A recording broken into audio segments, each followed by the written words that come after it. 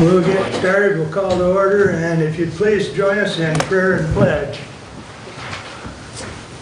Thank you, dear Lord. Let's just have a word of prayer, taking this from Romans chapter 12, 1 and 2. I beseech you, therefore, brethren, by the mercies of God, that ye present your bodies a living sacrifice, holy, acceptable unto God, which is your reasonable service. And be not conformed to this world, but be ye transformed by the renewing of your mind, that ye may prove what is that good and acceptable and perfect will of God. Dear Lord, we just want to praise you today for this day. Thank you, Lord, that you brought us together here as leaders. We ask of you to guide our words, put your wisdom in our mouth, and that help us make the right decision for our constituents. Thank you for everybody who could be here today, that each and everybody that is here present today, that they may receive your guidance and your wisdom and your blessings today. Thank you, Lord. Ask in your precious name. Amen. Amen. I pledge allegiance to the flag of the United States of America and to the republic for which it stands, one nation, under God, indivisible, with liberty and justice for all. Thank you. That brings us up to first public comment. Anyone wish to address the board at this time? Good morning, Jack. Good morning. Jack McLean. I know we're in a real tight budget and everything with the sheriff's department losing the night patrol. I looked through some of the expenditures, and I'm just kind of wondering what's going on. We got a Johnny T's for $317.91, check number 162288. We have a Wendy's restaurant for an even $100. What? Wendy's restaurant for an even $100. Check number 162155. CJ's Party Store, which $70.47. Check number 162144. We have two checks, and I take it the biggest amount's going to be $200 that you guys can write, or whoever. Check number 162171 for $200, and then check 162173 for $100 to 240 South, which is the gas station food joint down at the south end of the town by the fairgrounds. And then we had one check number 162714 for exactly $300 for El Cerritos. Just For what? El Cerritos, the restaurant up by Kroger's. Okay. And they're even amounts. If they were Mark like, those checks, I'll find out what each one of them is for, and I'll get back to you. Put your phone number at the top. Many times I can tell, is it all right to respond? Go ahead. Many times, I just gave information to another gentleman who was asking about the money, the drug forfeiture money. And there was $235 in there, or $220, something like that, to Johnny T's. And it was for meals for 35 law officers who were taking law officer trainings that day. And they went out and they took that money out of that particular fund to pay for it. So I'd be glad to find out the explanations for every one of those, and if there's something wrong, I'll admit it. If there's nothing wrong, then I'll bring it back to you and tell you exactly why they were spent. okay, I didn't know we supplied meals for people just Well, because we if do. people- I mean, that's yeah, if just, people go into trainings, if they have an all-day training, okay, quite often, that particular training will be paid for out of a grant.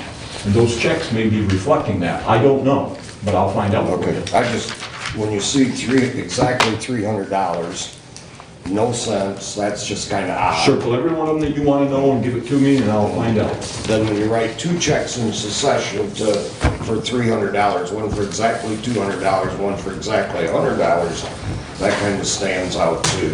Yep. Especially when we don't have the budget money, so. Anyone else wish to address the board at this time? And Jack, put your Morning, Brad. Good morning, Mr. Chair, Commissioners. Nice to be with you this morning. Brad Densing, Woodbridge Township. Very delighted to see that you have on your agenda today a discussion of naming Hillsdale County a Second Amendment sanctuary county. It's a very unusual opportunity for a Board of County Commissioners to have the opportunity to discuss and or vote on, have a vote of record on a Second Amendment issue. There is a sample resolution that I brought with me today that was prepared by the Michigan Coalition of Responsible Gun Owners, of which I am a member. It was prepared by Steve Doolin. Steve Doolin is a professor at Cooley Law School and also a member of their board of directors. He is a preeminent expert on Michigan firearm law and also U.S. constitutional firearm law. The wording of the resolution is excellent. It is written from the perspective of a legal scholar, and I would strongly urge you to adopt a resolution of this kind. Thank you very much for the opportunity to address you today. Thank you. Anyone else wish to address the board? Of course, Bob.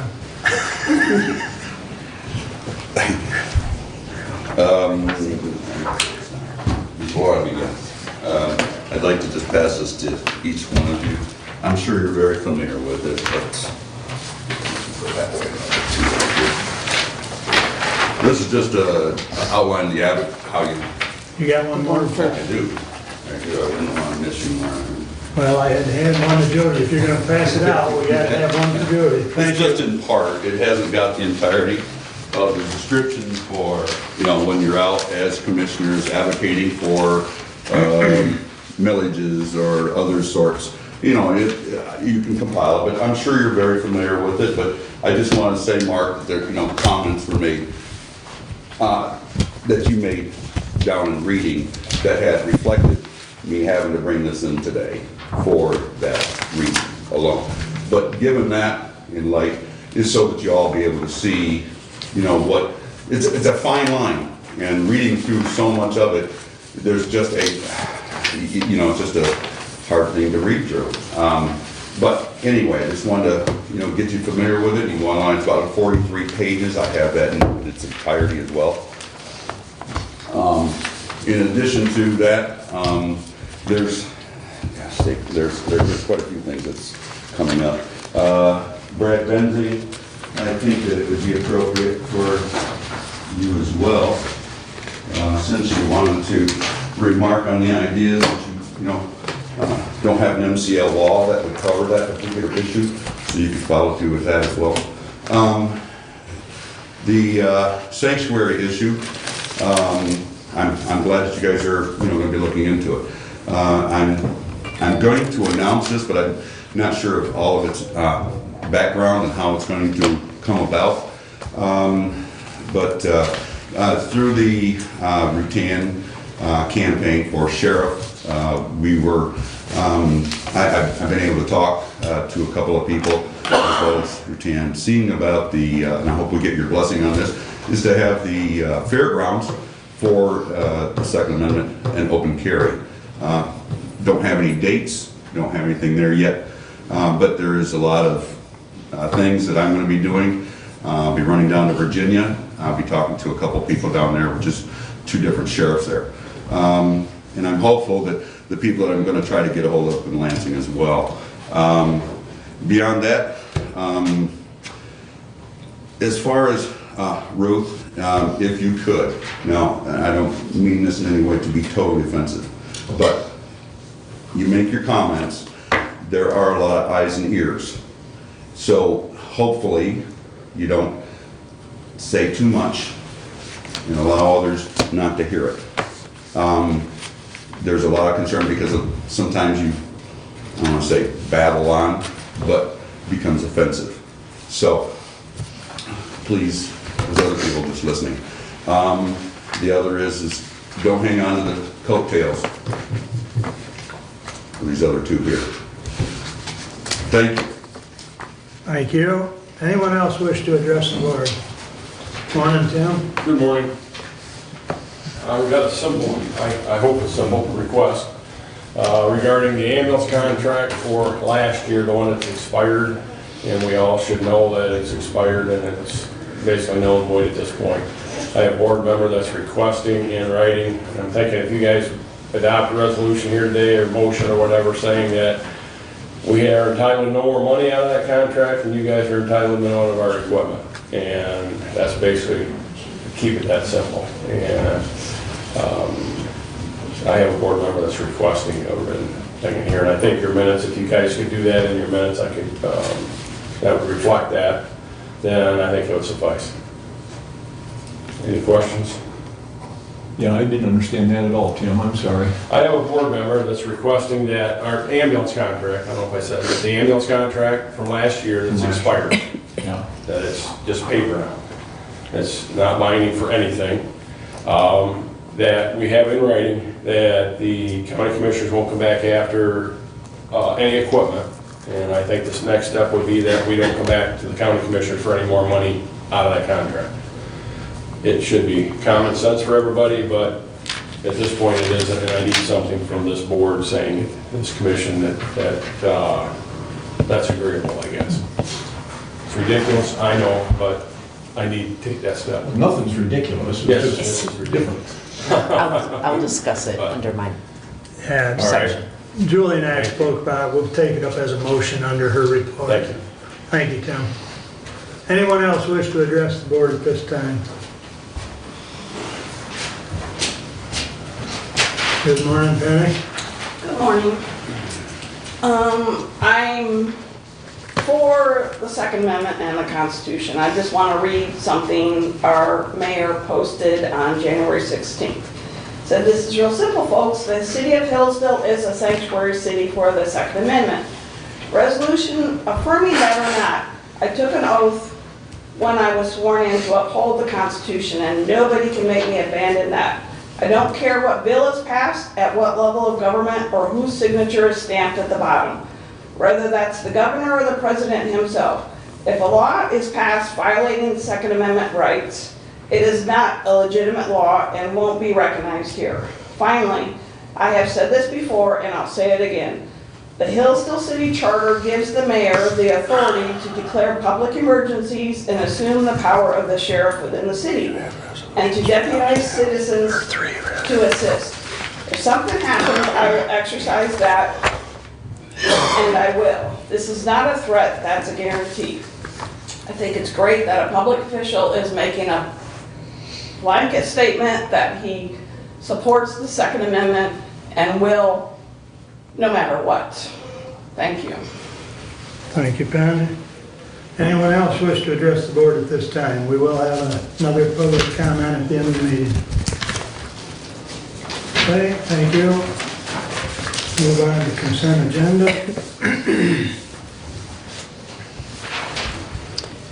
I'd like to make a motion to add the planning commission appointment of Andy Weldon and the third attorney contract for probate court to the consent agenda. I second that. Okay. And 20015 and 20016. Sorry. I didn't have that in front of me. Well, I've got them in front of me. The third attorney. The third attorney contract for the probate court, 15 and 16. 15 and 16. Okay. Yeah, They were emailed out to you. They were Yeah. additions. they should have been on there, but we didn't get them in time, so we have to add them now. Who supported that? I supported it. Thank you. Yep.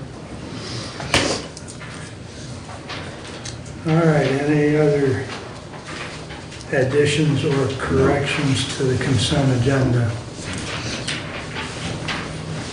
So let's vote on the additions first of adding 15 and 16. All those in favor of that signify by saying aye. Aye. Opposed? Now the consent agenda as a whole, with the review of the minutes from January 14th and the 15 and 16 added. All those in favor signify by saying aye. Aye. Opposed? Consent agenda is done, thank you. Correspondence is listed. There are a few things in correspondence that we will take up under the discussion of the Second Amendment. So if you have any comments on those, please hold those until. Anything else? Okay. Julie, I do have a question. I see we've got some ambulance reports and such.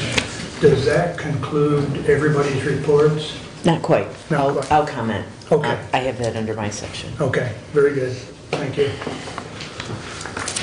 All right, that brings us up to the regular agenda. Entertain a motion? We- Mr. Chair, I'd like to make a motion to add to the regular agenda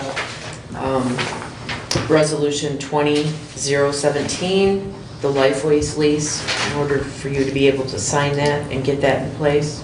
Yep, I second that. okay.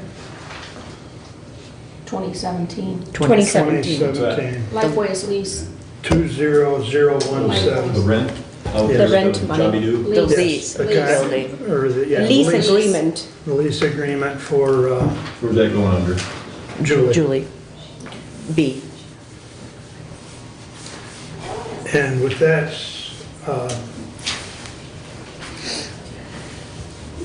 the other thing we need to do is, I would like to move, as far as committee reports, move that discussion up. So we'll move Bruce up to being the first one, if that's all right with everyone. And then we'll continue down the list after Mark? that. Yes, ma'am. Do you want to move under me as 20013? Do you want to move that up under when Matt Shane gives his report? We can take it up at that point, Let's yes. do that. We've done We that should- in the yeah. past, yes. Right, We okay, can do that while Matt's still here. okay. Yep. Okay. Now, we've had a lot of changes. Yes. But we need a motion to approve. You have a motion and support for the amendments. Okay, so we do have that. Okay. So we'll vote on the amendments. I believe the amendments are, if I'm correct, is taking up 2013 under Matt's report, putting 20017 under Julie, which is the Lifeways, and moving the discussion and Bruce's report up to the top of committee reports. Did I miss anything? No. Okay, we'll vote on the amendments first. All those in favor of the amendments signify by saying aye. Aye. Aye. Opposed? Passes. Now voting on the entire agenda as amended. All those in favor signify by saying aye. Aye. Opposed? Passes. Thank you. Matt, we made it to you. All right. Good morning. Good morning. You see the presentation on the screen there. You should also have a copy in your... It's on the Bruce, screen. Can you move closer to So- Bruce, or? Sorry, Bruce. Go ahead. Well, you can't see from back there. Let's sit over there. All right, well, good morning again, Commissioners. Thank you for the opportunity to present my annual report to you today. I'm proud of the work that we've been doing at MSU Extension. Glad to share some of it with you. If you have any questions throughout, please don't hesitate to ask.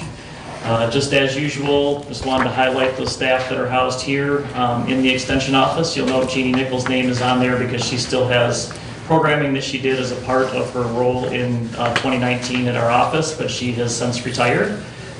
We did just recently hire a program instructor to do food safety work for District 12, not housed here in Hillsdale County, but she's actually housed in Washtenaw County. We'll be providing coverage. Her name is Mary Donaldson, so we're excited to have that position filled, but certainly we'll miss Jeannie and all the great work that she did. Other than that, just wanted to also highlight the note at the bottom there that talks about the other staff, and I have some programs highlighted in this report that will indicate the network of people that you have at your disposal for issues that arise in the county. That's a part of our agreement to work together in addition to those that are housed here in Hillsdale County. One thing that happened this summer is our director, who's pictured in the lower right there, that was during an interview at JTV in Jackson that he did this summer. He did a statewide tour So he was in every county of the state of Michigan between the months of May and August this year. He went around the entire state, went to every district, spent 2 days, 2 full days in every district, getting to know extension staff, partners, and some of our main programming sites. He saw a lot of programming to help him learn a little bit more about what we do to better tell that story. The Partnerships and Peninsulas logo that you see there on the left, that is a podcast that he does. So when he was out in those communities, he recorded at least one podcast with one of our community partners in each district that he was in. He did 2 while he was in District 12. We had a meeting with our district advisory council and some others at the Chestnut facility, Rogers Reserve in Jackson County. We were able to be at that facility, talk a little bit about some of the things happening in this district around extension work, and see the research facility there in Jackson as a part of that tour. So I think it really helped us to be able to tell our story to our director. Jeff's been with us for 3 years as the director, but he doesn't have any prior extension work or background, so it was really good for him to get out and see all the counties this summer. So we're following up on some opportunities there with him as well. Next, as you're all well aware, this past spring was not a good time for farmers, and so MSU Extension put together a lot of resources, partnered with some of our other local agencies on some of the delayed planting resources. We have this extensive website of materials that were put together to help growers work through those challenges of the weather-related issues that we had this past year. In addition to that, we worked with Farm Bureau and had a meeting specifically for livestock producers at the Heartland Dairy in Lenawee County. We had about 110 participants in that meeting, talking specifically about livestock feed options and opportunities, given the fact that we weren't going to have the corn silage yields that we normally would have to feed the livestock that we have in this part of the state. So that was a good meeting, and helped to get some resources out to producers as well. We had educators from all over the state that came and helped to participate with that meeting. Another program that we worked on is an ongoing piece, is emergency response to accidents involving livestock. So this is a growing issue with a new processing facility in the state. Our interstates do have livestock from Canada and all parts of the United States coming and going, and this is an issue that does come up from time to time where there's a livestock hauling related accident, whether it's small scale, just individual producer trailers, or large scale livestock haulers. It does happen. So we've been working with these partner organizations for the last few years to develop some resources for emergency responders, for animal control, on how to handle those kinds of accidents and incidents involving livestock, including euthanasia and other techniques for dealing with mortalities and those sorts of incidences in those communities where they occur. We do now have an emergency response trailer that was funded through a grant, partially funded by FEMA and some other sources. There's one, I believe it's either in Coldwater or Battle Creek, I can't remember exactly. It's one of those 2 counties where that trailer is being housed, that has a lot of materials that emergency responders may need if there is a livestock-related incident. And so those materials are available now. That trailer can be taken to wherever that site is. We're seeking funding to add another one of those to be housed in Jackson County as well. So we're in the process of building some resources for that project. Swine influenza and other zoonotic diseases, and zoonotic diseases are those that can be transferred from animals to humans. There was a symposium held on that. We did have in District 12, not at Hillsdale, but in District 12, we did have 2 county fairs this past fair season that did experience swine influenza. No real human health concerns out of that. There wasn't a major outbreak among the human population, but it did impact the swine population at those county fairs, and they had to make some modifications to their practices. That was Jackson and Livingston counties. In Livingston County, the Fowlerville Fair, this is the 2nd year in a row that they've had swine influenza at that fair. So they're looking at making changes and things. So health departments, both Michigan and county health departments, as well as extension staff and other veterinarians, got together to have a symposium to talk about ways that we can try to minimize exposure to swine influenza at county fairs and prevent what could be a human health issue in the future if this continues. We're doing some research in conjunction with Iowa State University and Ohio State University on swine influenza transmission, all those different kinds of things to try to mitigate that as a risk at our county fairs. And you may recall that the year prior, we did have an issue in our rabbit barn here in Hillsdale County. It didn't end up having a significant impact, but it was something to make us aware of animal health issues in the county as well. So continuing to try to stay on that so that we can have these livestock exhibitions and have that be a part of what we do in counties, but just try to minimize health for both human and animals in the process. The new farm bill that was put in 2018, there's a lot of decision-making time now for growers. So in December and January, we've held, I don't expect you to be able to see those dates on there, just put the flyer up there. Everything in the lower half of the text there is all of the dates and locations where we had farm bill educational meetings.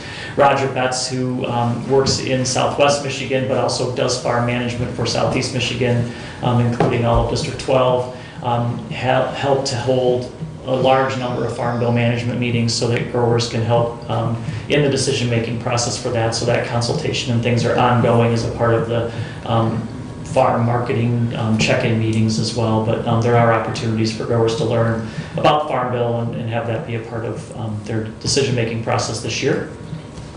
Our vegetable educator, Marissa Shue, housed in Lenawee County, did have some contact with some Hillsdale County growers as well. There was at least 12 direct farm consultations. She also provides her bi-weekly scouting reports for this region of the state. And then she continued to work on the Produce Safety Alliance training. That's the grower side food safety trainings that Extension offers to help those growers be certified in food safety. Ricardo Costa in Lenawee County also is a field crops educator. He's really getting out there doing a lot of great work. He's been assisting with the farm bill meetings. He's been partnering with Conservation District, NRCS, and other partners as well, doing a lot of work to educate growers around field crop management, and then also working on some direct farm consultations as well. Right now, he's doing a lot of pesticide training. It's pesticide testing season for those that have restricted use pesticide licenses. They either have to have testing or a certain number of credits. So Ricardo's doing a lot of trainings along that, as well as getting growers ready to do testing for those that choose to do the testing option versus the credits. In our health and nutrition area, Candace is doing a great job. Met with 333 Hillsdale County youth and another 24 adults through series. Those are 6 to 8 week programming sessions. And then another 165 participants through one-time presentations. So that would be a one-time session someplace in a group setting to learn about nutrition education there as well. Dining with Diabetes is another, yes, please. Do you do anything to educate the mentally impaired in nutrition? Strictly the mentally impaired? We do have curriculum for that. I don't believe that Candace has done that in Hillsdale County recently, but we do have specific curriculum for cognitively impaired on nutrition education. So if you know of a specific audience that you think would benefit from that, certainly let us know, and we can try to see if Candace can get in contact with them and set up some programming. But yes, we do have that curriculum available.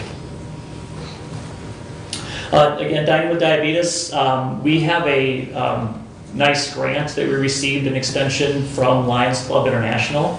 Lions Club International has taken on diabetes prevention and education as one of their primary pillars of investment for the next few years, and so we do have a grant from them to offer Dining with Diabetes. Andrea Aguilar is kind of in the center in the striped dress on the lower picture there. She was our educator that did a lot of that work. However, she resigned this fall to move back to her home in Costa Rica to be closer to her family. So we are currently looking for opportunities to refill that position. We do have some other educators that are filling in for existing programs that were already scheduled, but we are looking to expand that, trying to find some partners to be able to expand our programming staff in Dining with Diabetes. But we do have opportunities if you know of individuals that would like that programming or agencies, we can try to pull something together for that. Again, This is some of Jeannie's numbers. This was a half a year for her because she did retire in July. So she continued to do her food safety programming around cottage food law, pressure canning, food preservation, and serve safe training. We will be able to continue those opportunities now that we have Mary in place. She started January 2nd.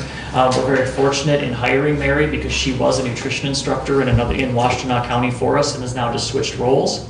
So she's very familiar with extension, how it works, and a lot of the food safety team. So she's able to jump right in and start doing programming right away. It doesn't have to undergo the training that a lot of our new educators and staff have to go through. So she can get right to work and is already starting to schedule some programming. So we're excited to see that. On to 4-H now. Club numbers are very stable. What we have seen is an increase, slight increase in our volunteer numbers, as well as the overall youth number, that 1020 number that you see at the top. That is a slight increase from last year. INS has been doing a great job with our short-term special interest programming initiatives. Our club numbers, that 466, that number is actually down just a couple. It ebbs and flows over time. It's not a downward trend. I think it's two less or something than it was last year in the report. So those numbers are fairly static, which we'd expect to see. We kind of see that statewide, static to a little bit down in terms of year-long club experience, youth enrolled. But where we're really seeing an impact is in these spin clubs, these short-term special interest programs, where we have an opportunity to work with kids on a 6 to 8 week basis, sometimes a little shorter, sometimes longer, depending on the club. There's a lot of different opportunities there. INS has been doing great work in science, technology, engineering, math programming for youth as well. So we're excited to see that continuing to move forward. One of the things that INS is particularly proud of, as we are, we've had an initiative in extension for a long time to try to put youth in leadership roles and have them be part of the decision making of their own programs. And so here in Hillsdale County in this past year, we have begun a strong movement in that area. Our councils, clubs, and committees have really looked at youth leadership as a model that they'd like to pursue. So this year, in the livestock, large animal group, small animal group, they did institute some youth leadership opportunities for those kids to be involved in the decision making, have some specific responsibilities at the fair. It was very effective, so now some of those groups are looking to expand that. So INS is very excited. Janelle Stewart, who's a 4-H educator in Lenawee County, who does a lot of work around youth leadership and civic engagement, has been supporting and helping with INSA with that, as well as meeting with some of those clubs and committees to have them think differently about how youth can lead in those capacities and give them enough responsibility to be effective, but not enough to get them too far out of what they're ready to handle. So it's a balance, but Janelle's excellent at that work and is helping INSA work through that. So we're really excited to see this moving forward, and really excited to see what the youth in Hillsdale County are going to do with their 4-H program. A couple examples of the spin clubs that INSA's been doing. These are just a few. She's really dynamic programming in this area. She has a lot of passion for youth science education. So she did Cloverbud Science Camp. That's kids working with oobleck, which is essentially cornstarch and water. And then on the right, crime and spy science, young detectives. So it's kind of a forensic science sort of program for youth that kids really got engaged with there. And then in our government community vitality, you all should have seen some of the programming that we offer. I know I sent emails to many of you about some of the programming that Eric Walcott and others offered around the state. There's a state webinar series on some emerging issues and things dealing with county government. Census preparation work, some of our teams are engaged in helping communities make sure that we get the complete count with the census, because that has a huge impact economically, as you're all well aware, on the communities with census numbers. So we're trying to work through some of that and help communities be prepared for that. Census count day is April 1st, so things will be coming out beginning, I think, as I understand it, around mid-March, second week of March or so is when we'll start seeing census cards arriving in the mail. So we're trying to get some education out on that as well. And then some land division workshops and some other community partnership engagement. We are going to be doing a tourism workshop. I just wanted to invite you to that. The date isn't set yet. I believe it's in March. We're still trying to finalize the date and location. It will be in Lenawee County. But Andy Northrup, I mentioned some of his work last year in my report to you. He's going to be doing a workshop as I mentioned, and went away in March. So I'll make sure that I get that information out to all the counties. If you are interested, or if you other agencies or partners that you work with you think might be interested in some tourism information, glad to have you attend that workshop. And with that, I'd be happy to answer any questions that you all have about extension programming or anything else. Thanks for the time, I really appreciate it. Matt, as far as some of the youth, leadership and stuff, Julie's been doing some, Student tours. thank you. And of the county, offices and opportunities and what's going on. And so she might be able to work with a group. I'm sure she'd be happy to do another tour. Oh, yeah, If- If you want to get in touch with me, we could set something up. sure. All right, yeah, I'll talk to Ins about that. So, anyway, go ahead. Ann. Sorry, I want to comment on a couple of questions. I want to welcome, our new MSU director, Mr. Jeff, so it's really nice welcoming him aboard. A couple of questions. The District 12 that you mentioned about, that we do cover positions, like you said, we do cover the position at the moment for Washtenaw County. As Hillsdale County, what do we incur as it relates with costs if we're covering that position in Washtenaw County? Oh, sure. So with the agreement that we have, and the agreement that Ruth moved up on the agenda to this, is basically explains how extension's funded. So you provide us a memorandum of agreement. We provide that agreement where there's some base level of funding, and then included in that is your 4-H staff. So INZA is part of that base agreement, and then you also provide some additional funding for her out of the county budget as well. And then also, as a board, you had agreed previously, and is in the agreement this year, to provide some level of funding for our environmental management educator, Sarah Franchek, in the county. So you provide, I think it's 10% of her salary as a part of the agreement. So all of the other programming for livestock rollover prevention, food safety, all of those other sorts of things, that's part of the service of extension that you get for entering into that base agreement with us. There's no additional fees or expenses to the county for any of those programming. So the work that, when Jeannie was here doing programming and food safety, she was housed at the office, so the county space is a part of that in-kind agreement, but no dollars were being used to support her position. So her replacement as a program instructor, there's no dollars from Hillsdale County supporting what Mary's going to be doing for food safety work in Hillsdale County. That's a part of our network partnership agreement. Okay, thank you. And the next, the livestock accident haulers that you talked Yes. about, and then you talked a little bit about the developing resources, which includes euthanasia and all that. So the FEMA, I know you availed a grant. So was that for a fixed period of time, that grant money? I believe that the grant was a one-time grant for expenses to start that trail, to get the Okay. trailer established. Yeah. They bought the equipment for the trailer, and then I don't think there's any ongoing grant. Right, because I know dollars you for- did mention that you're seeking funds for the project. What's Yes. the amount, dollar amount, roughly? I think it's around 5,000, but I'm not completely sure on that. I can check if you need more specifics. I can certainly get those to you. But If I you think can, it's, at your leisure. I think it's Right. about $5,000. So this is like every year, if you're seeking? No, it just would be, it would Just just be a one time? one-time investment to get a second trailer for this part of the farther Okay. east than the current trailer. Right, and the vegetable production program, you talked about the food safety programs. How many times in a year do you provide that? So our food safety team, there's a team of educators that do the Produce Safety Alliance trainings. They're on a kind of a rotating basis. So I think they have 2 or 3 programs scheduled in this area this year, and then they rotate to other parts of the state, because growers don't need that recertification every year. Okay, and then the last thing with you, I'd like to ask is the 4-H Youth Development Teen Leadership Program that you do have. I believe is really critical for our school systems, including the charter schools.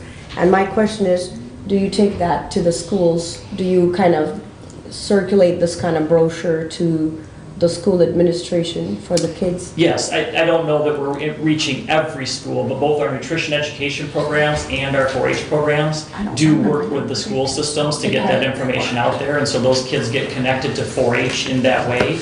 And then by extension of that, get the youth development leadership training. We're not at this time specifically going into schools and doing youth leadership development in the classroom necessarily. These are outside of class time experiences for the most part. Good, thank you. Thank you so much. Thank you. Any other questions for Matt? Go ahead. 20-013 to the Honorable Board of Commissioners, we recommend the chairperson of the Board of Commissioners be authorized to sign the MSU Extension Agreement for Extension Services for the period January 1, 2020 to December 31, 2020. Furthermore, the County of Hillsdale shall pay to Michigan State University Extension $115,900, which is the total county assessment for the fiscal year of 2020. Payments of $28,975 will be made the first month of each quarter of the county fiscal year and sent to MSU Extension Business Office, Justin S. Morrow Hall of Ag in East Lansing. Respectfully submit. Support. Any discussion? That is in the budget, correct, Bruce? Yep. Thought so. Any discussion at all? All those in favor signify by saying aye. Aye. Aye. Opposed? Motion carried. All right, thank Thank you very you, much. Matt. Appreciate your time. Have a good day. Thank you, Matt. Thank you. All right, moving right along. Marnie and Aaron.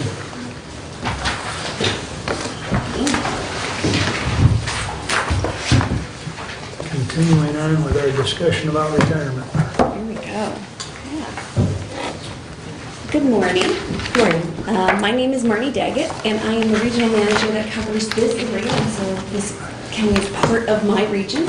I also have Erin Bortman, who's the director of customer relations, and so she's here today as well. So she works closely with our board, especially with experience studies and other pieces like that. In front of you, you have a brochure. It's not a brochure. It's a very, very, it looks pretty thick, but we won't go through all of it, so don't get scared.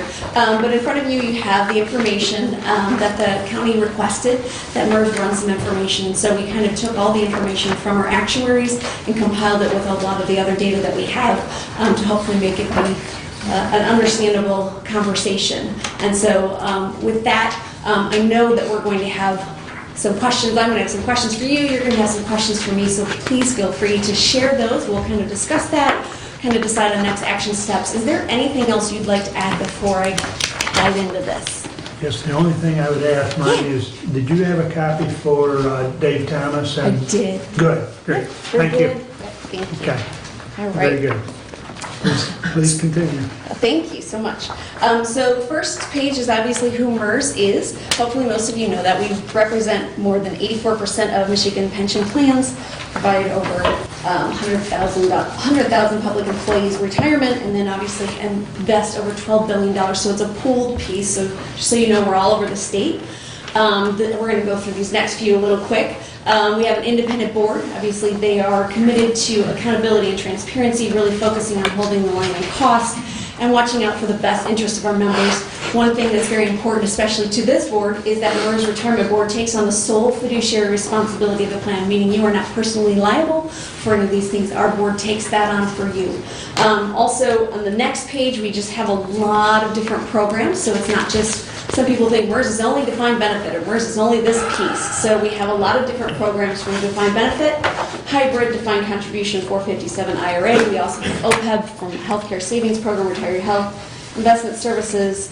We have a healthcare exchange. We have group and life disability. So there's a lot of different pieces because our membership is looking at pooling those resources for a lot of different opportunities.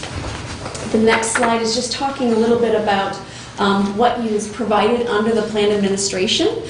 So we have the governance from the financial reporting. We obviously have all the actuarial services that are provided for you, education for participants, which is very important, administration of the benefits, legal counsel, legislative advocacy, all that good stuff. So are there any questions on all of those pieces that we provide for you as a member? Okay, all right. Just a really quick question. Yes. So sorry, Marnie. You're okay. As it relates to the retirement plans and the plan administration, Yes. page 6, just a small highlight on the legal counsel. What's that? as it relates to?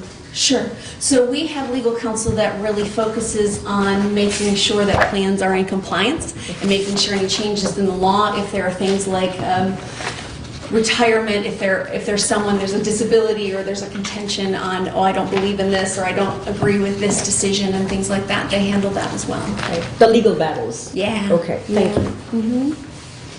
The next page just talks about pooling. Again, we administer more than 3,000 different types of plans, and so when we look at that, we invest those pooling dollars. Each municipality has their own specific trust, so the monies aren't commingled as far as liability and things like that, but when we put those together to invest that $12 billion, you get a lot of that cost savings and negotiating power to get you to lower fees and things like that. We'll go forward, again, from looking at the different types of retirement options, and I know that there's been a lot of discussion, so I wanted to just clarify those. There's the defined benefit plan, the hybrid plan, the defined contribution, and then the 457, which is a supplemental, and we're going to kind of dive into each of these a little bit more in depth.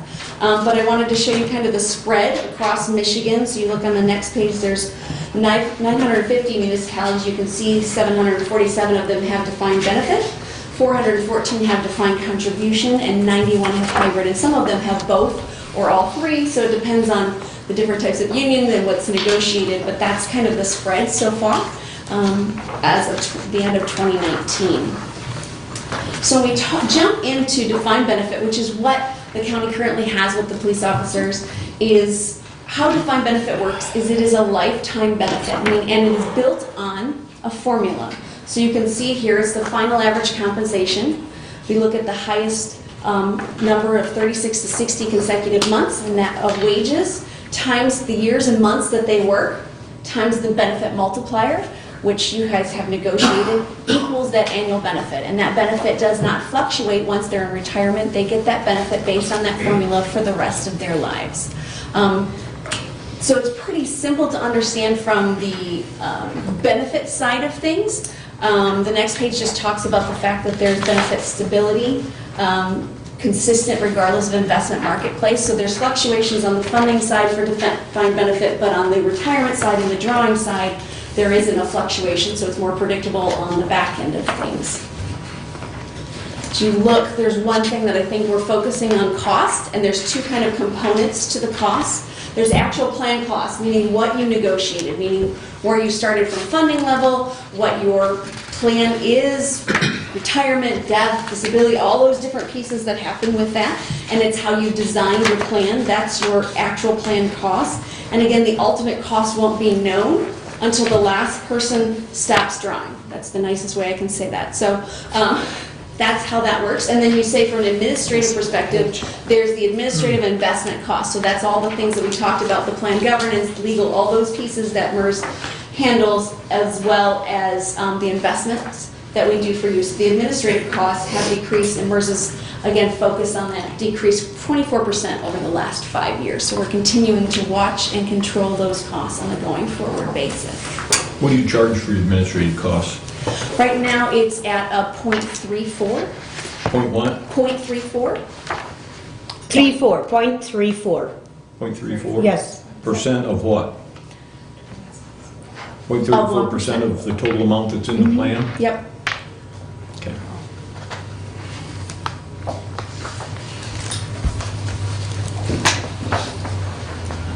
So, Maureen, just to reiterate, so that charge is 0.34 to the 1% of the charge of the plan, is that correct? Yes. Okay. Yep. Just wanted to check. Going forward, we've got how the plans are funded. So again, both in this situation, the employer and the employee put in contributions, and then those contributions are strategically invested for the long term. So again, we look at the long term. We don't look at the next 5 years. We look at 30 years because we know people are going to work for 20, 25, 30 years, and then they're going to go retirement for that long. And then just the idea of how those investments work for you, more than half of the retirement benefits that are paid out to retirees are funded by the investment earnings, not by the employer or the employee. So that's that advantage from the investment perspective. So So we look at a lot of different pieces. So it's easy on the formula side of here's what I'm going to get when I retire. On the other side of the contributions, it's a little bit more complex because there's all of the different actuaries, there's market value, there's member data, there's a lot of different things that go into that. And then on the next page, we just talk about the fact that there's the normal costs, because there's a breakdown of the required contribution. There's a normal cost. That's what costs for one employee to earn another year of service in their formula. So they've been working for 14 years, now they're going to work for 15 years, what it costs for that 1 year. That's the normal cost. And then there's any unfunded accrued liability, and that's anything that may have been in the past or present that reduces, it's a payment, you're on a payment plan essentially to reduce that shortfall between the liability and past service and assets. So we add the normal cost and the amortization of the unfunded liability to equal the employer contributions. And I know this is kind of a review for a lot of you, but I just wanted to make sure we're all on the same page. As we go forward into unfunded accrued liability, and I think that's the bigger conversation that we've had with the county, is there's a story there that the county is not currently, this plan is currently not 100% funded, and we all know that. So the difference is just meaning there's the difference between the assets that are set aside and the benefits that are promised, right? And so there's some unfunded liability. Just to give you an idea of where groups are in the state of Michigan. So we have the 18 evaluation. You can see there's there's 76 groups that are over 100% funded, and there's 60 groups that are under 50% funded, with the balance usually being in the 60s to 70% range. Okay, and then all plans within MERS, most plans within MERS, specifically the county's plan, is on a schedule to eliminate your legacy unfunded liability within 20 years. Okay, so that's a big And your piece to estimate that. of our unfunded accrued liability is based upon your assumptions that you put into your plan for us, is that correct? Correct. So we put a lot of assumptions in that the actuaries review, and we're going to talk about that experience study. We review those every 5 years, and so that is part of that. And then we also give you some variety of assumptions to look at when you're looking at your budgeting, especially from an investment perspective. So why unfunded liability developed? There's actual experience of the plan, meaning market performance. The market can do fun things, going up and down. For instance, last year, in 2018, the return was a -4. In 2019, the return was 14%. So you've got that variety of marketplace. And we've also got demographic experience. If you have a disability or a death earlier, or if someone lives longer than you expected, rates of retirement and all those types of pieces. There's also things like granting higher final average compensation as people retire, or prior service before benefits with funding. And I think that's kind of the key for the county. So as we look on page 21 and we look at the history of Hillsdale County, currently MERS has a plan or a requirement that plans have to be at least 50% funded when they join the plan. And that's kind of the history of defined benefit. Back 20, 30 years ago, it was kind of like everybody just kind of make your own plan. And then as politics and a lot of other pieces have come in, there has been more of a requirements of you have to be this, you have to do this before you can do these kind of things, and so there's been more restrictions. The county, however, was grandfathered in by joining MERS in 2000. It started at 9% funded. You started with a lot of unfunded liability, and as you can see, over the last 18 years, you've grown from 9% funded up to 62% funded. So your growth pattern is actually very good. I know that doesn't feel that way because you started way down at 9%, but you really have had substantial growth over the last 18 years. Fellow commissioners, this chart illustrates the essence of what I've been saying for the last 3 years. If you look from 2000 to 2010, the estimates that were being used, that we were being presented with as to costs that we had to pay in, were continuing to fund the program at a higher and higher level. In 2010, and we all know what happened there, the world changed. That's The right. essence of my argument has been, we didn't get new estimates. Nothing changed. We've been putting the same thing in, and we've been flat ever since. And every year we're flat creates a bigger and bigger unaccrued liability to get us that 100%. And that's the essence of the argument, right here in this picture. Okay? Excuse me. That's right. I guess, just so everyone understands, and I think most everybody except for our new commissioner,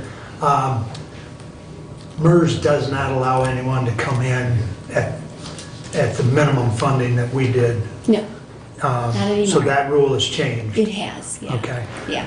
The other thing, I wanted you to go back just a minute, Sure. Marnie. Your, on the distribution of funding and where we're funded, your assumptions that you're basing that on, I think are what, 3 basic assumptions, more or less? Meaning like the investment return and Right. yeah, demographic stuff. Yeah. Yep. And those are? And we're actually going to jump into that. Would you- Okay, Because that'd be that's the fine. next piece, because there's some changing things, so I want to make sure we highlight that. Would that be okay? Very good, thank you. Absolutely. So to the next page, thank you, Mark, for the segue. On page 22, we have something called the experience study. So the board is the fiduciary of the plan, and so part of that responsibility is every 5 years, we look at the assumptions we have. And we look at the experience of the last 5 years and we say, does the experience match our assumptions? If it does not, we have to make adjustments to that, right? So if there's a statistical difference, we're going to make adjustments to make sure those assumptions are appropriate. So we do that every 5 years. We kind of categorize those into 2 different categories, the economic side of things and the demographic side of things. And understanding that because the world is changing probably a lot quicker than it was even 20 years ago, there's a need to review that economic assumptions and make incremental changes. So to Mr. Caswell's point, there is a focus on making more incremental changes as well on the economic side of things. So that's something that MERS is focusing on as well. When we look at the experience study, there's goals, meaning we want to make sure there's adequacy. Our main goal is to make sure the people who are being paid in retirement are getting what was promised, right? So we're making sure there are assets sufficient to provide the benefits promised. The next one is intergenerational equity, meaning trying to eliminate passing that debt on from generation to generation. And then stability, meaning we know as a municipality that your budget doesn't fluctuate easily like perhaps a private sector company, right? You can't just sell off more stock or do something else. It's a little bit more, you need that a little bit more stable. So we want to make sure that that contribution volatility is balanced. So when we jump to that on page 24, we did our last experience study, and we are now finishing this next one. And so in 2018, in February of 2019, the board made a decision on the investment side of things. So they looked at the economic side of pieces, and there were 2 parts to that: the investment rate return. The investment rate of return is expected to be materially lower than the past due to the low interest rates and the high equity market valuations. And so MERS is, just like most plans across the country, reducing our investment assumption. So we are moving from a 7.75 to a 7.35. So you've gotten those numbers in your 2018 valuation as here's what's coming, but it will not be in effect until your January of 2021. So we kind of gave you a heads up more than a year in advance. Here's what's coming so you can be prepared for it, and then that will be a part of that, your contribution in required bill in 2021. Okay? 2 parts of that, the investment rate of return, right, is the one piece moving down to 7.35. And as a reminder, in all of your evaluations, we always give you a variety. We give you the 7.35, the 6.35, and the 5.35, because we have groups that say, you know what, I want to contribute on a more conservative investment piece. So they may budget on the 6.35 or the 5.35 or something in between. We try to give you flexibility because we're required to bill you at the minimum requirement, but you can always choose to pay more. So that is within your purview and your control. The other piece of that economic side is the wage inflation. So when we look at wage inflation, we're really looking at macro numbers. We're looking at large-scale general economic things. So we look at 2 things, the price inflation and real wage growth. And so some people look at these numbers and they go, whoa, we don't give raises like that every year. This is not just talking about raises. This is talking about the entire wage inflation. So we look at price inflation, we're keeping that at about 2.5. And so typically wage inflation stays a little bit above price inflation. So we're moving it from 3.75 down to 3%. Again, that will be effective with your fiscal year of 2021.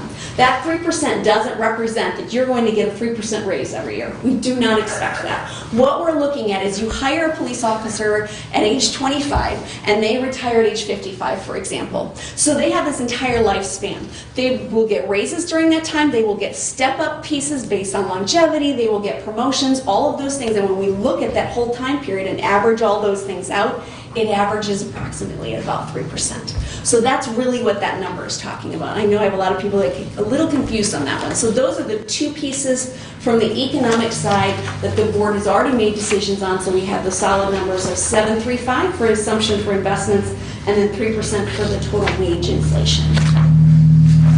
Lots of talking in numbers. Please share any questions you may have on that. So you're telling us that we can choose a lower percentage than 7.35% for investment rate return? Absolutely, we give that to you every year. Can we choose a lower wage than 3%?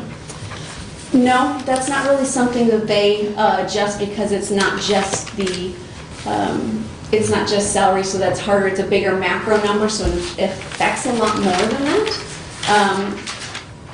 But to your point, if you want to assume that it's more than or less than, you could adjust that from a contribution perspective as long as you don't go lower than the required amount. Using a 3%, if I might add. The other gentleman that came to us that did our analysis looked at our history, and he used 2%. It's been much closer to 2%. I see. So we can ask the question. Yeah, I did watch that, and I did watch that presentation, and he was talking specifically about salary increases only, and so I did ask some other people about step and promotion things, and they said that is a little bit different, and so I think we may be looking at slightly two different numbers, but certainly this is kind of, again, a macro number, and with price inflation at 2.5, typically they don't go below that from an assumption because usually wages do stay above price inflation. I was just going to add, excuse me. Yeah, absolutely. Additional, but to the comment on the wage inflation, using a more conservative investment rate of return, Marty did mention the reports that you're provided have the 3 different scenarios. Within that as well, you could say, forget the actuaries for a second. We don't even want to make assumptions. We want to use real market returns. That number is in there for you as well. It tells you what your funded level would be based on market, just what the market did that past year. No actuaries coming to the table making assumptions about future, as well as what your contributions would be. I'll then add on the wage inflation, going more of a conservative on the investment side, using 3 and not dropping that is actually putting you on more of a conservative side as well. You would actually be, maybe, if you're saying in the short-term period you're not giving that or experience isn't matching up to that 3%, maybe it's more like 2, which Marty's commenting, if we're not comparing apples to apples, you actually should be paying a little bit more then. You would be making maybe a little bit more progress in that your actual experience is a little less than that. My last point is I think that sometimes when we are out speaking to boards and to others, we sometimes rush over the specific piece around it's not MERS or MERS board that are making these assumptions or making these decisions. We consult with an external actuarial firm. So just like the actuary that was in here speaking with your board, we partner with Gabriel Smith, which is a very large actuarial firm. They're nationwide. They partner with the state of Michigan and others to do our experience studies, to look at our assumptions and make recommendations to the MERS board. So it's not just about the economic assumptions on what they're looking at our portfolio and what is reasonable for the assumed rate of returns, but what we're doing with our amortization schedules and the schedules in which we're adopting to have these liabilities paid off and looking at best practices moving forward. So the board ultimately approves it as your fiduciary, but it's with an external consulting firm that we partner with on behalf of our lands. So as it relates, I have a question, Marnie, and thank you for that explanation. So as it relates to the MERS reduction with the wage inflation assumption that you just talked about, you talked about the 3.75 to 3%. So my question here is, as it been effective December of 2019, can you go below that, like 2%? So we wouldn't change your assumptions from that perspective because that's looking at the plan as a whole. You could certainly do that, which would mean you would pay less, which means you wouldn't, to the point of being funded and helping that plan being funded at an appropriate rate, you would actually lose ground. So if you're trying to make a more conservative assumption on investments, but a lower assumption on, you're actually working against each other. Those numbers work against each other. And so truly when you're looking at budgeting, there's more than just these numbers because we have literally hundreds of municipalities that do different budget at different numbers because they choose to be more conservative or they put additional contributions in. So that's truly what your goal is. Is it to become better funded or is it to lower costs? And we're actually going to look at those numbers that Gabriel Roeder-Smith ran to look at the different plan adjustments and how those affect both the funding and the contributions. Sure, thanks. Absolutely.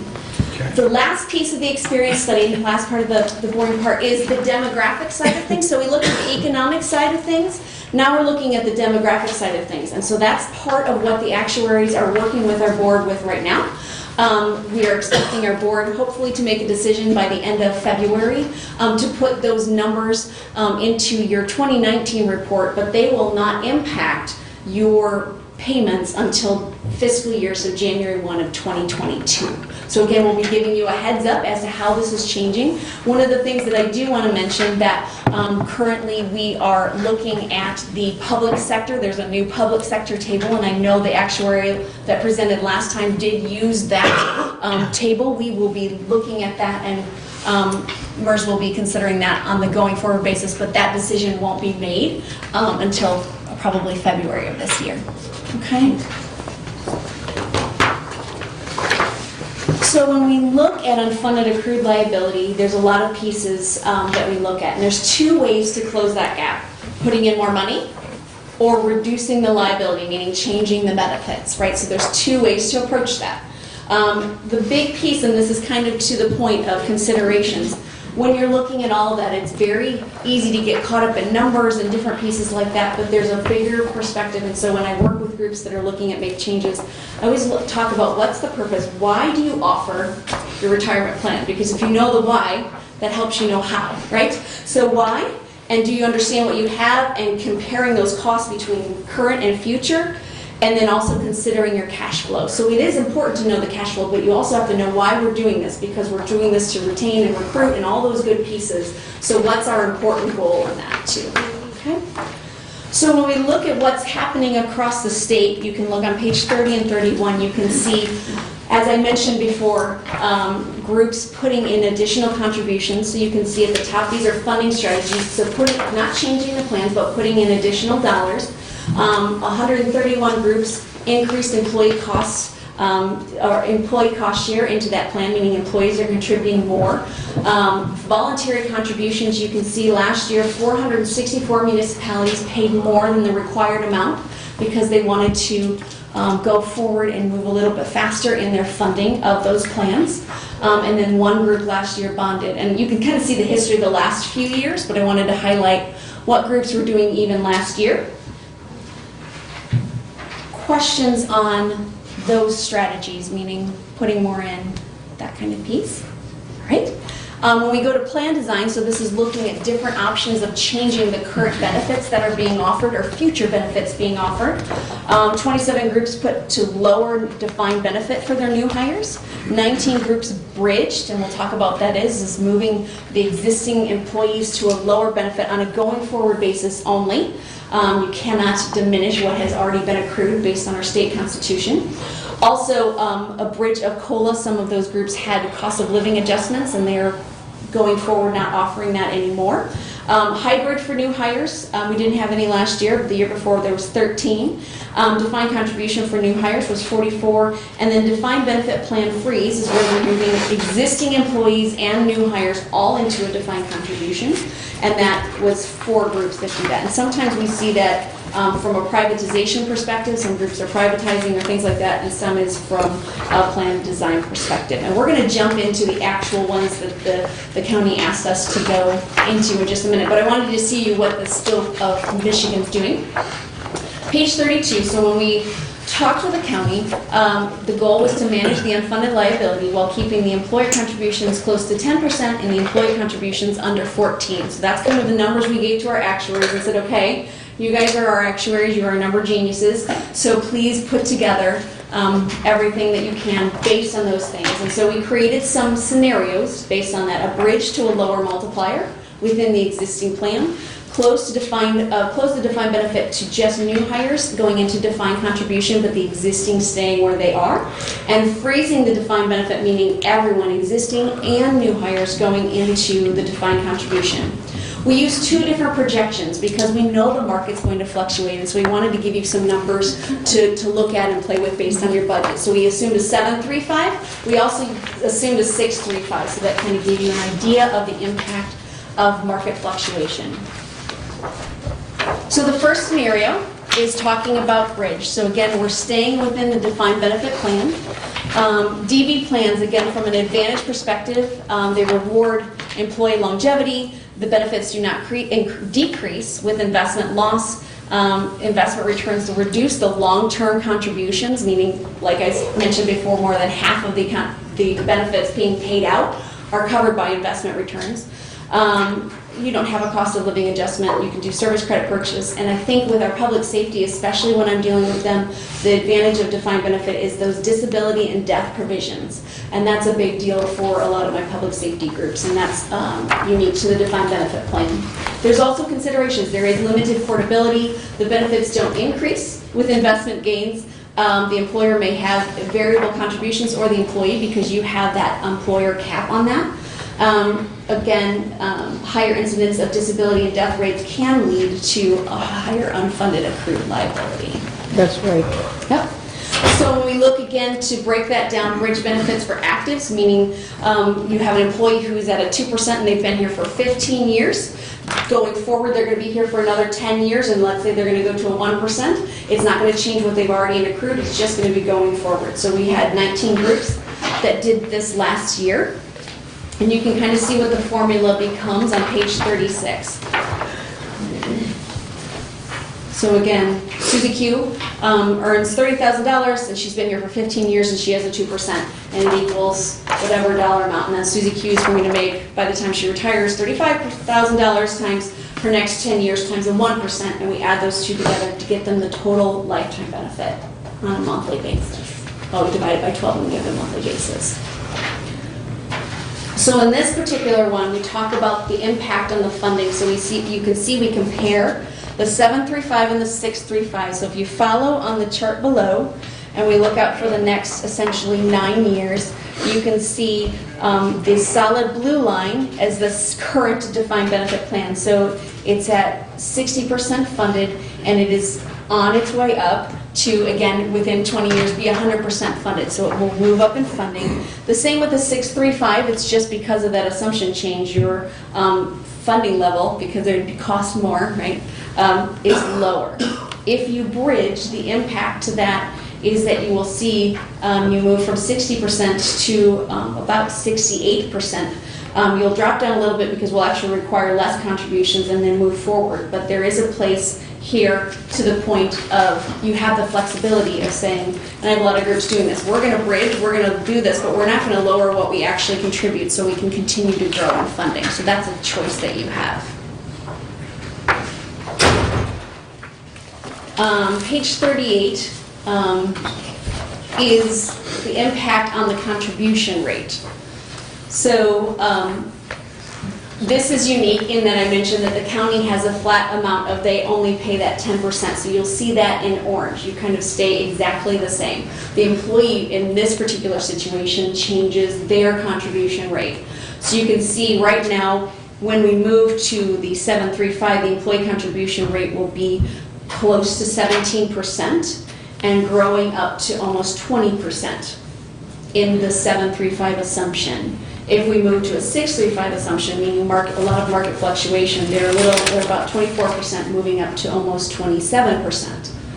But if they bridge that benefit down to a 1%, you will see that the employee rate, instead of being at like 16%, drops down to a little above 6% and grows to about 9.5%. Does that make sense? I know there's a lot of numbers and graphs.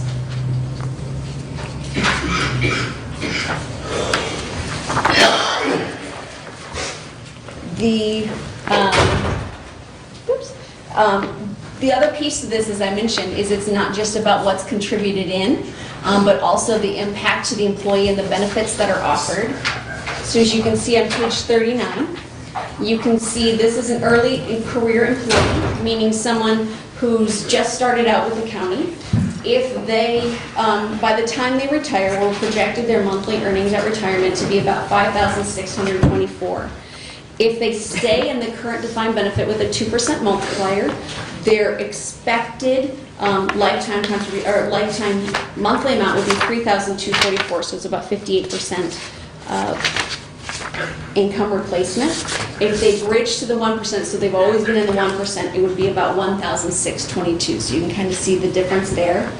The impact to your current employees for that bridge, again, a mid-year, so we took someone in mid-career at the county and said, okay, their earnings by the time they retire will be about $5,718. If they stay in their current structure, approximately when they retire, their monthly payout will be $3,079. If we bridge, see that maroon part would be the $1,083, so that's that first, whatever, 15 years plus that lower multiplier on a going forward basis of the $825. We add those together to give them a monthly benefit of $1,908. So you can see the change in the impact, not only from the contribution rate, but the trade-off there is also the impact to the benefit upon retirement.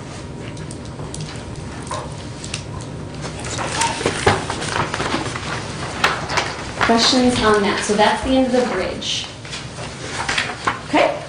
The next piece to that is going forward, looking at, okay, we're going to keep the defined benefit for the existing people just the same, but we're going to change. Going forward, anyone we hire after this date, it's kind of a line in the sand, or a line in the cement, however you want to look at it. Anybody new hire will go into a defined contribution. So the advantages to a defined contribution plan is that the employee can understand the account. There's no risk to the employer as far as investment. There's no exposure there. That exposure is all on the employee. There's a consistent contribution level. Kind of similar to what you already have. You've already got a cap, so you know you're always contributing 10%. That's typically more like a defined contribution plan, so you would still have that predictability. There is portability, meaning they can go to another employer and move those dollars, and there is no unfunded accrued liability. The other considerations are, in order to get a benefit at full potential, employees must really understand investments, and that's a big piece to that because unfortunately right now not many people graduate from high school or even college and have a full understanding of how investments work. So that's an important part, but MERS does partner with employees to make sure they understand that. Employers does not gain the benefit from the investment gains. You don't have any benefit. You're literally paying what you pay in is what comes out.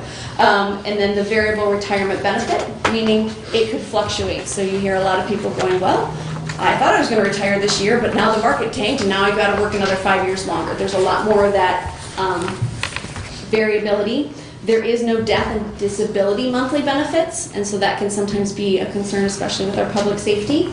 And then the inflation protection, there's no COLA, so they have to budget and plan for that. So on page 42, it shows what groups have done in the last year. So 44 groups went to defined contribution for new hires. It eliminates the future accrual of liabilities, but I'll show you that it does not change your current costs, and in fact, it'll kind of increase your costs for a time being, the next probably 15 to 20 years. So when you look on page 43, the defined contribution is the employer puts in a certain amount, and so for assumption reasons, we've said the employer's going to put in 5%, and the employee's going to put in 5%. So they're each going to put in 5%. The employee's going to choose how they invest, and that will fluctuate in the marketplace, and they will have an account balance that they can use. They can take the whole thing and go to Vegas. I highly don't recommend that, or they can take it and do monthly amounts, right? But that is theirs to use appropriately and hopefully make it last for their lifetime. On page 44. So just a quick question. Yeah, sorry, absolutely. As it relates to the earnings or losses in the market Yeah. with the contributions of employee and employer, What is the rough amount percent of the fees you're talking about? So again, when we're looking at that, I believe the average fees that we have right now are .43. 0.43? Mm-hmm. Thanks. That's the weighted average in the merged investments. Okay. So, and that's greatly reduced from a lot of other groups because it's a nonprofit and the pooling, so. Yeah, sure, thanks. So we look at page 44, the comparing the plan costs. So again, understanding that you still have unfunded liability and you will still have the normal costs of your current existing employees. So that will continue to grow. Plus you will have that defined contribution for new hires. So you kind of start a separate piece and no longer extend that pool. So there can be an increase in costs. Specifically, when we look at this, because the county right now has a cap, that cap is removed because the new hires are no longer going in there, and so there's an increase in cost. And I know that was kind of reflected with the other numbers that you saw a few weeks ago as well, but that's kind of typical in the plan. So if you look at page 45, you will see that right now the county is around 60% funded. That solid blue line at 7.35, so the new assumptions. If you closed the defined benefit to new hires, you'd see that funding level go down a little bit before it moved up, and that's just because we're requiring fewer contributions because also the liability has gone down. Again, you can always affect your funding level and pay additional if you'd like, but we don't require that. With market fluctuations to the point of you think, I don't think 735 is the right number, I think it's lower than that, you can look at 635 or somewhere in between and see where you would be funded. And how often can that be changed? Because of market fluctuations. How often? Monthly, yearly, 6 months? What you contribute? Yeah, you could change it any time? Yep, that's Okay. up to your budget. So that's up to the county as to how they choose to do that. Absolutely. On page 46, this talks about the employer contributions. So from that perspective, you can see now that the MERS cannot administer an employer cap on a closed defined contribution plan. So the county may administer it on your own, but the rates will be assessed based on that. So the actuaries are not saying the county's going to stay at that 10% anymore, right? The employees are going to stay right where they are. So we're assuming the employees and these numbers stay at that around 16%, and any increase goes upon the employer. So you can see the employer's contribution at 735. They're both the same at both assumptions because right now you're capped, so it's a limit under 200,000.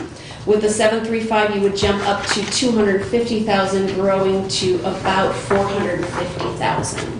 So that would be the impact of putting new hires from a finance perspective into a defined contribution plan. Question on those numbers before I look at the impact to employees. So on page 47, again, looking at what it does from the employee benefit, because we always have to think of why do we offer these benefits. Again, assuming the employee puts in 5% and the employer puts in 5%, you can see an early career employee, if they were to come into the defined benefit as it is, again, they get the $3,244 a month, the same numbers we saw before. If they went to defined contribution and put that in and assume a 6% assumption investment return on that, they would get about $1,747 a month upon retirement. The reason why your mid-career employee stays the same is because we're not changing their benefit. Nothing's changing on their end of things. They're just staying at the 16% contribution, and all the fluctuation then goes to the employer as far as the increases of contributions, but their benefit stays unchanged. Marty, I was looking at this, the scenario 2 is very similar to the scenario 1 on page 39 as it relates to the bridged. Well, the only difference I see, pretty much the same, the early career employee and the mid-career, in both the figures are the same, the amounts, except for the fact I see the bridged option 1, there's a difference there. Yeah, it would lower their benefits. With the bridged, yeah. Absolutely. Okay. Yes. And if you remember the other gentleman that came and spoke to us, Right. he gave us we got 2%. 2%, right now. yeah. We went to 1.8, and there was practically no difference. No difference, that's right. Same thing. Pretty minor. Yeah, pretty much minor, very minor. We went to the 1% simply because you wanted to have the employee and employer rates go down. And so to get that and continue that rate, not just for this year, but for the next 20 years, and be mindful of that, we had to go down to a 1% to kind of keep those numbers where the county's goal is. The third scenario is freezing the benefit. So this is impacting both actives and new hires, meaning we're saying everyone as of this date, this line in the sand is going to move to a different plan. Everything you've accrued and earned is not being diminished, it's staying there, it's just frozen, right? That's the freeze. And going forward, you're going to a different plan. There were 4 groups that did this in 2019. And then when you look at page 50, again, impact on funding.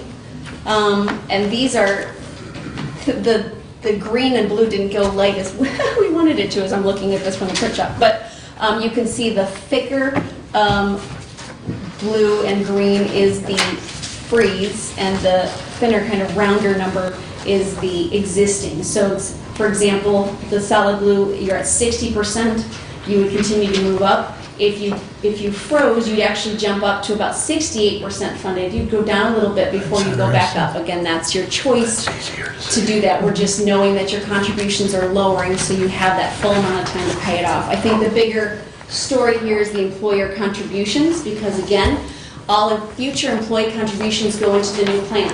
So the employees are no longer cost sharing on any of that defined benefit plan. That is all on the county. So at that point, you can see currently the county's costs are a little under $200,000. With a 735 assumption, it would jump immediately up to a little under $300,000 and would climb to a little close to about $350,000 on the 735 assumption. So that growth, again, when I say sometimes closing to defined contribution is more expensive at first, is because you literally are paying off all that unfunded liability before you just have just new hires in a defined contribution. And I know these charts seem pretty similar to the presentation I had before, slightly different numbers, but the trend is overall exactly the same. When you look at page 52, this is the impact to the actual employee benefit. So you have your early career person. So again, they're going into the defined contribution. So it really doesn't change from scenario 2 to scenario 3 for new hires, right? Because they're going to DC no matter what. So if they'd stayed in the same plan, they'd be getting a little over $3,000 a month. If they go to defined contribution, it'd be approximately $1,700 a month, okay? But the impact that you see in greater is in the mid-career employee. So you'll see that if they stay where they were, they would be getting the monthly benefit of about $3,000. But if they freeze, they get what they've earned already, which is the $1,083, plus what they've put into defined contribution on a going forward basis, which is $629. We add those together to get $1,711 a month.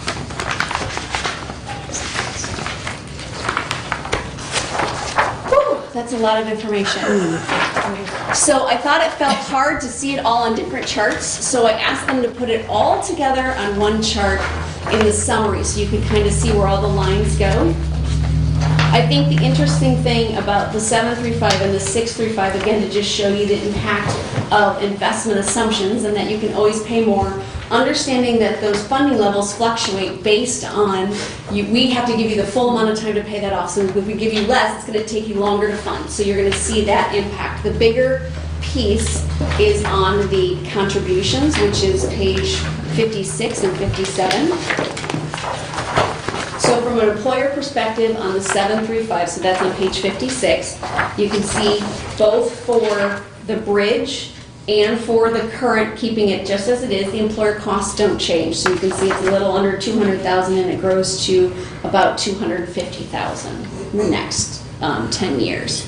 But if you close to new hires to defined contribution and don't affect the current employees, instead of paying a little under $200,000, you jump up to $250,000, growing up to $450,000. If you freeze the plan, meaning changing the current employees and the new hires, you jump from a little under $200,000 all the way up to a little under $300,000, going up to that $450,000. So that kind of is the impact that would happen to your budget based on those changes. And you can see the same thing in 635, obviously those are higher numbers because we're assuming less help from an investment perspective. So instead of 200,000, you'd be jumping up to close to 350,000 instead of 250,000 for that closing to just new hires. The impact, to your point of page 58, 59, of what does it do from the employee's benefit plan. This is the early career and the mid-career employee. So you can see, again, projected where they are. If an early career person stays in the plan as it is, their earnings would be about $3,244 a month. If you bridge to that 1%, their earnings would be about $1,622 a month. If you close and they just go into defined contribution, it would be $1,747. And then obviously if they freeze, it's still the same thing because they're going into defined contribution no matter what. To your point of that we ran the numbers at a bridge of 1%, yes, if you bridge to a 1.8 or 1.75, that number is obviously going to be very different than the defined contribution numbers, but that's where we were trying to keep those costs low, both to employer and employee. The mid-career, you can see obviously the changes here. So you can see no change staying in the plan, monthly amount of $3,000.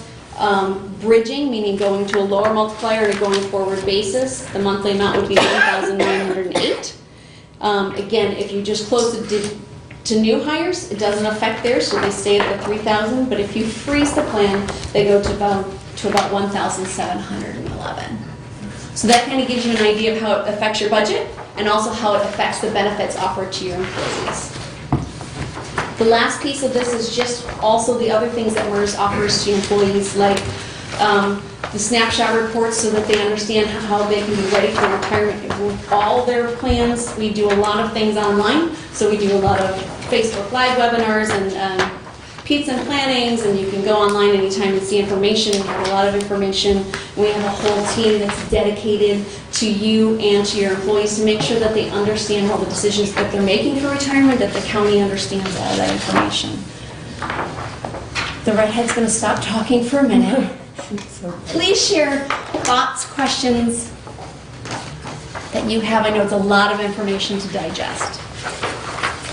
I was just going to ask you if you're taking pizza, it says pizza and planning, if you're taking pizza out to the sheriff's We department. are, no, that's more of a big group thing, but no. He's trying to put me in the hot seat, aren't you? Yeah, I'll have to hold your feet to that one. But, well, I think as you and I talked on the phone, Brenda, that there's just a lot of information, and we're going to have to digest this. Absolutely. I mean, certainly if there's any questions now, anyone can ask them, but Sure. we're going to have another meeting or two, or Absolutely. and Marnie is meeting with the deputies, or the sheriff's department later today. Yeah. So, Just make so sure you know. everybody's on the same page. And just to your point of, there's a lot of conversations of, well, if we use these numbers and these numbers, understand I have a lot of groups that say, hey, can your actuaries run these different numbers? We really feel like we'd like to focus in this area. We want our funding level to go up. We want to change these types of pieces. And we run those. And the advantage of pooling with MERS is that that cost to having GRS run those numbers is like half. I mean, numbers wise, these reports are much less like than you would have to if you go out there. So that's kind of an advantage of that pooling as well. But we can run those scenarios as needed. Any questions? Everybody's on brain overload. I right know, now. it's a lot of information, but I wanted to keep moving so we didn't take up your whole morning, so. I just want to commend you for coming, and thank you for the entire presentation. I thought it was really nice. Thank you for answering all the questions as well. And I'm glad that you'd be going and visiting the sheriff's department to give them a little bit more on this. So Absolutely. thank you so Great. much, Maureen. Thank you. Do you have another copy that you could leave with us Absolutely. for Derek? Absolutely. Okay. Here you go. Yep. Who should I- I'll just- And one of us will get it to Derek. Perfect. Thank you. Thank you. We'll be in touch. Sounds good. Thanks, Marnie and Aaron. Thank you, Erin. All right. Let's move right along. Bruce, if you would kick off. Resolution 2012, the Honorable Board of Commissioners, we recommend payment of $1,302.50 to the Spicer Group, 230 South Washington Avenue, Saginaw, Michigan, 48607 for dam inspection that was completed on the Cambria Mill Pond as follows. And the Cambria Mill Pond, $728.75, $21.25, $110, $442.50 for a total of $1,302.50. Furthermore, this amount is to be taken from the miscellaneous expense account number 101.00-956-701.000, respectfully submitted Bruce Caswell. I move for the adoption of this resolution. Support. Questions? Any questions, discussion? All those in favor signify by saying aye. Aye. Opposed? 12 is passed. Please continue. Okay, the only other thing I got underneath me is this discussion on the making Hillsdale County a sanctuary county for the Second Amendment. And Commissioners, just so you know, I've got to leave in about 10 minutes. A meeting was set up without asking me, and it was set up today, and I have to be there. It concerns the ambulance stuff, so I got to take off. But Brad Benzing, I think, gave us this. Yes, Is that correct? that is correct. Okay. And on this particular resolution, it's not a bad resolution. There's some sections in there where it says suggested, and I would suggest that we not do the suggestions, but that's just me. The only issue I've got is, what's the definition of a sanctuary county? What does it mean if we become a sanctuary county?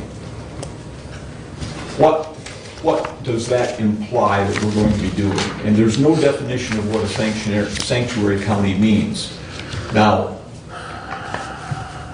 we can pass any resolution we want telling a sheriff or a prosecutor or the register of deeds to do something, and they can proceed to completely ignore us. Because they're elected officials, they are completely independent of this board in terms of how they run their office. I've also heard people say, well, we can affect it with money. Well, I want to remind you that when we pass our budget and we give money to this judge or that register of deeds or that sheriff, once we've approved it and it's their money, they can spend that money any way they see fit. Now, I don't agree with it, but that's how county government works. That's how the state has set up county government. So basically, our only choice is to not give money or to give money to an elected official. But once they have it, they can spend it as they see fit. And I know that Judge Nye would never submit a budget with line items. He just said, this is how much I need. And whatever he got, then he spent it as he saw fit. Okay? All the rest of them can do that as well. So we could say, well, we're not going to give $5,000 to the prosecuting attorney, so they can't proceed to, take people to court for violations of Second Amendment rights and so on and so forth. We can say that and we can do that, but he still has his budget and he can spend it any way he sees fit, the money that he has. So I get the fact that we want to support the Second Amendment. I'm a complete and total supporter of the Second Amendment. But I also want to know, what am I voting for if I vote to make this a sanctuary county? What does that mean legally? Now, I will say this. I have been totally aghast at some of the large cities around our country that have become sanctuary cities for immigration, illegal immigrants. And we just had a situation in New York where an individual, the city, their sanctuary, so they would not turn this person over to ICE, immigration and whatever that acronym is. They wouldn't turn him over, and this individual got out of jail and proceeded to kill a 92-year-old woman. I don't want that on my conscience. Okay, so I want to know, what does it mean to be a sanctuary county? Does it mean that a felon could come into Hillsdale County and get a weapon, where they're not allowed to anywhere else? Does it mean anybody could become Concealed carry, I have a concealed carry permit myself, but does it mean anybody could? I don't know. And I'd like to have that question answered in my mind before we go forward. Now, everything that this particular one that Brad has submitted, I'm totally in support of, other than when it talks about a Second Amendment sanctuary. And if that can get cleared up in my mind, I would be glad to support what Brad's presented us this morning. I would remind you that in the state constitution, when it talks about the oath of public officers, it ends up by saying, you know, you do this oath, and Marty gives it to us when we hold up our hand and everything, but then it goes on to say, no other oath, affirmation, or any religious test shall be required as a qualification for any office or public trust.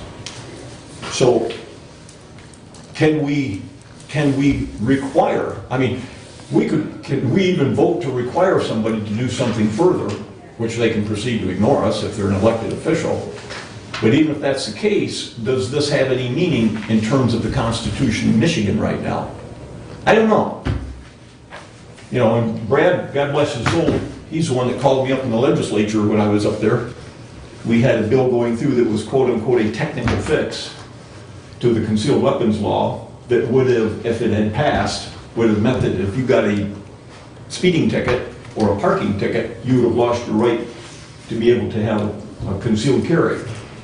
And because of him calling me and me looking into it, it had made it to the floor and it got pulled and it never got passed after that. So kudos to him, and I'm fully in favor of the Second Amendment. But I also want to know what in the world I'm voting on if I vote to be a sanctuary county. So that's my 2 cents for what it's worth. I'm sorry I have to run off here in 5 minutes, but I'll shut up and let the rest of you talk. Commissioner, I just wanted to give you the definition out of the dictionary exactly what sanctuary means. Sanctuary means, it's first of all a noun, and it says a place of refuge or safety. That's what it says. So my 2 cents, I'd like to put in, I am in full support of the Second Amendment, and as it relates to sanctuary, the meaning, you know, is a lot. And you are right, as we discuss, what are we voting for? What all includes in it? You know, are we talking about people who are already incarcerated in prison? Will they be able to bear arms? Will this making a county or helping bring in an adoption such as this, will it make them a beneficiary as it relates to bearing arms? So the question lies, I mean, I think there's a very lengthy discussion when it comes down to having a county, a hub, or a sanctuary. So the definition, as I'm reading, which I shared with this board, is it means a place of refuge or safety.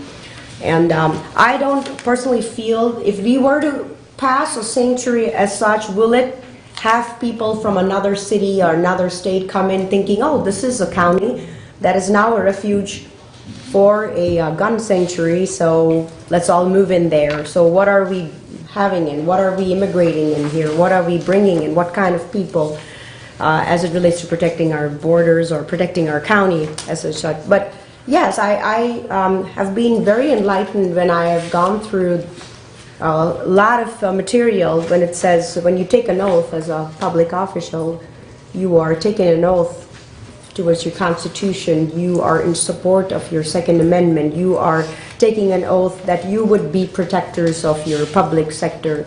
And this has just recently come about as it relates to resolutions. So I think the resolutions probably need to infuse a lot more than what I see as this resolution which has come here, which is, I like to commend Ms. Benzing for this, but I believe it still needs to continue as to where, what are the other rights? Do the people incarcerated, like I reiterate, incarcerated in prison, can they bear arms? Can the people who have just left the prison, can they bear arms? So with this sanctuary county, we're probably getting into a lot of weeds, and that needs to be clarified before we even go for it. But at this point, I would like to say I do support our Second Amendment completely in whatever direction this county wants to go. But again, as a county commissioner or commissioners, do we have the right to make laws?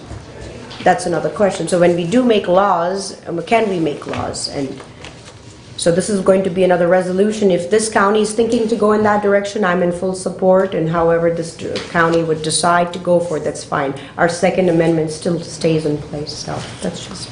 Brett, your resolution doesn't say anything about common law. And under common law in Michigan, people can open carry. Well, there's actually no law that prohibits it, so it's Correct. the absence of a prohibition that allows for open carry in Michigan. Should there be something in your resolution affirming our support of the common law statute that exists here in the state? I don't see any problem with that. Again, there is no law, so you would simply be affirming the absence of a law. Okay. That's one thing that I thought about as I was looking through this, because that's a pretty important thing to a lot of people in our state. So, I'd also like to make a comment. Go ahead. Please. I fully support the Constitution of the United States and the state constitution, and therefore the Second Amendment, but also there's been a House bill that was introduced, number 219 in the Michigan legislature, and 15 representatives introduced it on Tuesday, January 21st, to make Michigan a Second Amendment sanctuary state. And I guess at this point, I would like to see where that goes, rather than trying to create our own Second Amendment Good point. sanctuary county. what if we, commissioners, if you look at Brad's, clear down at the bottom of the first page, there's a section that Brad says, it says, now therefore be it resolved by the Board of Commissioners of Hillsdale County, Michigan, and then that next paragraph, if that just was removed, and then everything else kept in. And I don't know, I'm just asking questions here. I'm food for thought. Take out the idea that we're a Second Amendment sanctuary, but everything else. Brad, does that make any sense, or is that I'm stupid? trying to catch up where we're on the bottom of the first page or bottom of the second page? Bottom of the first page. It's the second last paragraph. Okay.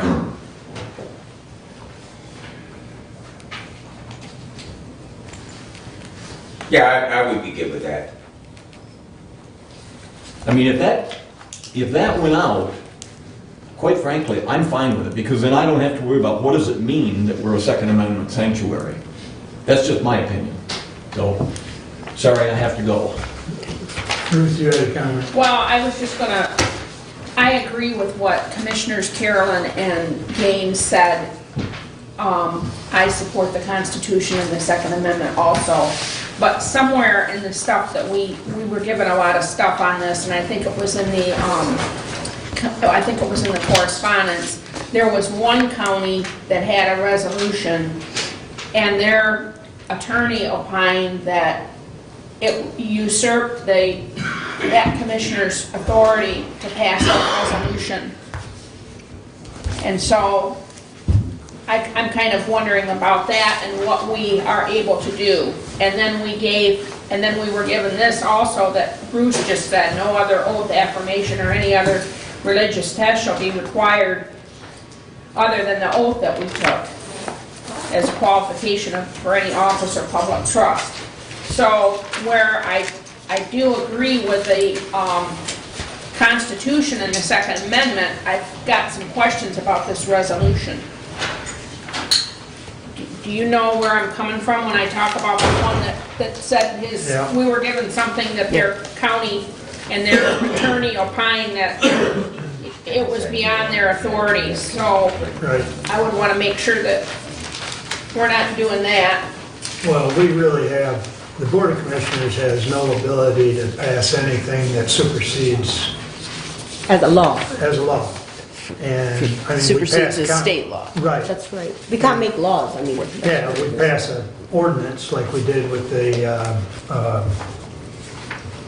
off-road vehicles, but, that's the extent of what, our main duty is fiduciary, but, Well, I think we should wait and see what the state legislature What does was with that? this, if it goes anywhere. The bill It's number. House Bill number 219. 219, thank you. 219. I wrote down Thanks. 215.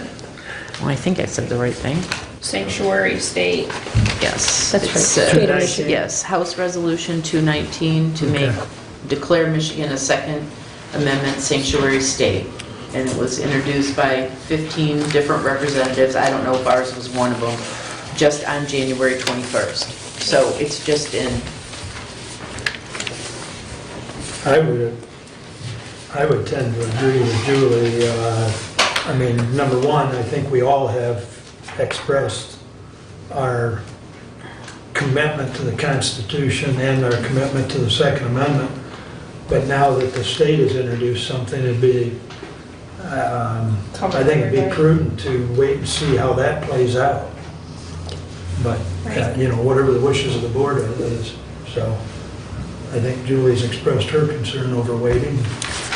I think that would be great. Like I said, I would reiterate again, I am in full support of having our county a Second Amendment. And if the state is going ahead and going to be passing this Bill 219 as it relates to the date January 21st, and they're looking at it, they're being presented by 15 representatives with this proposed bill, I'll wait and see what they have to say so that, you know, we can move forward in whatever direction. But it looks like we are all in the same direction as it relates to supporting the Second Amendment, Yeah. so. Ruth, Yes, comment? You're good with? good with it. Okay. Well, I wanted to get the discussion on, number one, to let everybody know that we are aware of it. It's becoming a nationwide issue primarily because of what has taken place in Virginia. And I think we're all aware of that. And I know we've all been bombarded with that information on it. Yep. But I think our position is that we support the Constitution, we support the Second Amendment, and at this point, we'll wait and see what House Bill 219 does. Okay. Thank you, Mr. Chairman. Thank you. All right, moving right along. That brings us up to you. All right, thank you. So after the last meeting, which was the January 14th meeting, Board of Commission meeting, I've been busy with 4 other committee meetings. The very first after the meeting was on January 15th, I had the 911 Central Dispatch meeting with the ETSB Board, and they're always looking for part-time dispatchers. So just a notice to our public here, if anybody has a time and wants to contribute their part-time involvement with the dispatcher position. They are taking an application, so you can contact this particular number, Doug Samford, which is 517-523-9911. And like I said, they're looking for part-time dispatchers. They're to fill in the positions. So that was one. And the other, January 16th, I attended the Somerset Township meeting, the board meeting as well. They have been addressing issues as it relates to the buildings. Like I mentioned last time, they were going to be bought by a company who actually fell into a lawsuit with the township. They're fighting it to not have any marijuana store within those premises, and so they're still signifying that they are going to go the route of the legal opinion. So that is still in process. January 21st, I also attended the other committee, that one of my committees, the Fire Chief Association Committee. It was quite a great meeting, I would say, great crowd who had a lot to say, and they have been having issues as it relates with training programs, and they're wanting to finish it within this fiscal year with the training and have some substantial training program introduced, and they've addressed these issues with their supposed association chief. So they're going in with that. There are a couple of other issues were also discussed, such as air trailers, and they also did talk about some mutual aid policy committee, which is still in process. Anything new would come up, I'd bring it back to the board. And yesterday, I was at my very first Planning Commission meeting, so I'd like to say we have the finest group within the Planning Commission, so very fruitful discussion we've had. One of the members is sitting right here, Mr. Brad Benzing, and so we had a meeting. We started out right just on time, and we are working on updating our master plan.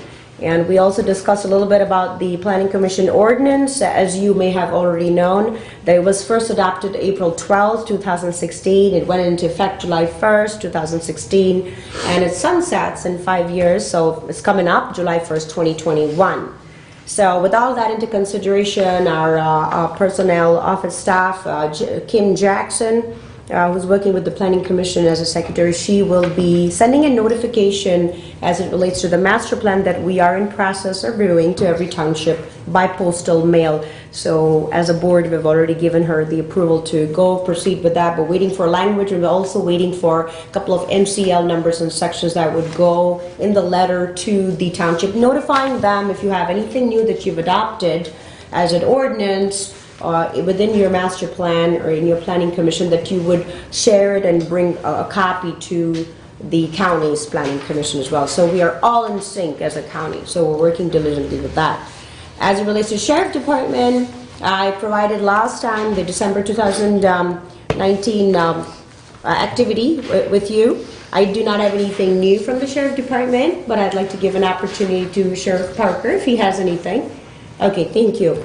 So with that given said, from the Office of Medical Examiner, you've already received a copy in your packet for the reports for 2019 December, and that is all new that I have. They will be compiling the entire activity for the whole year, which is going to be in April.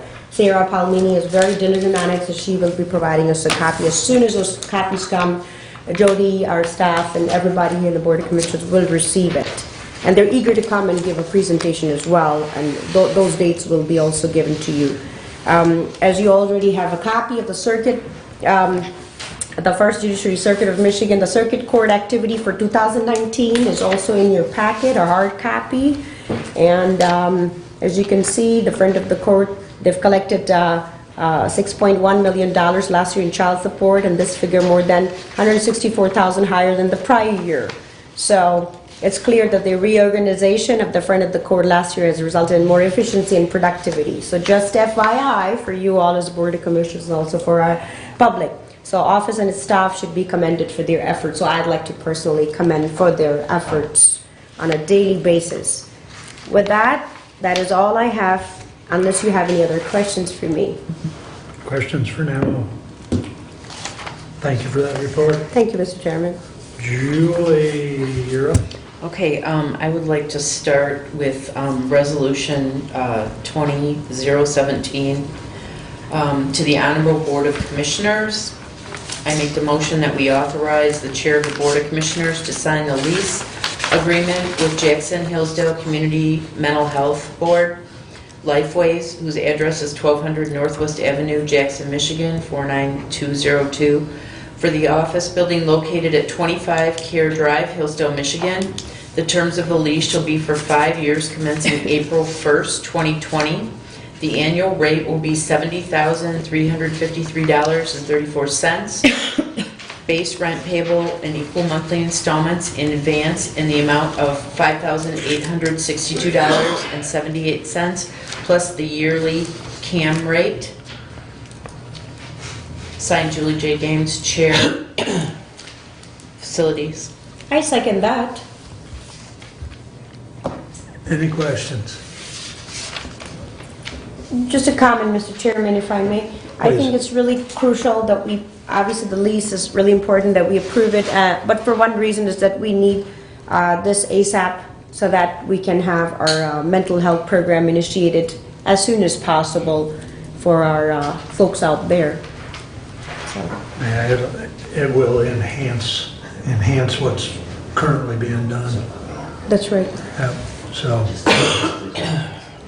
any other questions or comments? Hearing none, all those in favor signify by saying aye. Aye. Opposed?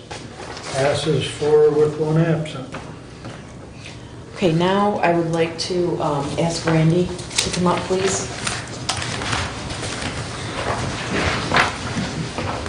As you know, we're all working on the courthouse building to reconstruct it, to get all of our courts and prosecuting attorneys, et cetera, into that building. And as construction proceeds and destruction, we run into new problems which require more costs. And so Randy's here to talk about those costs and ask us for some more funding for the project.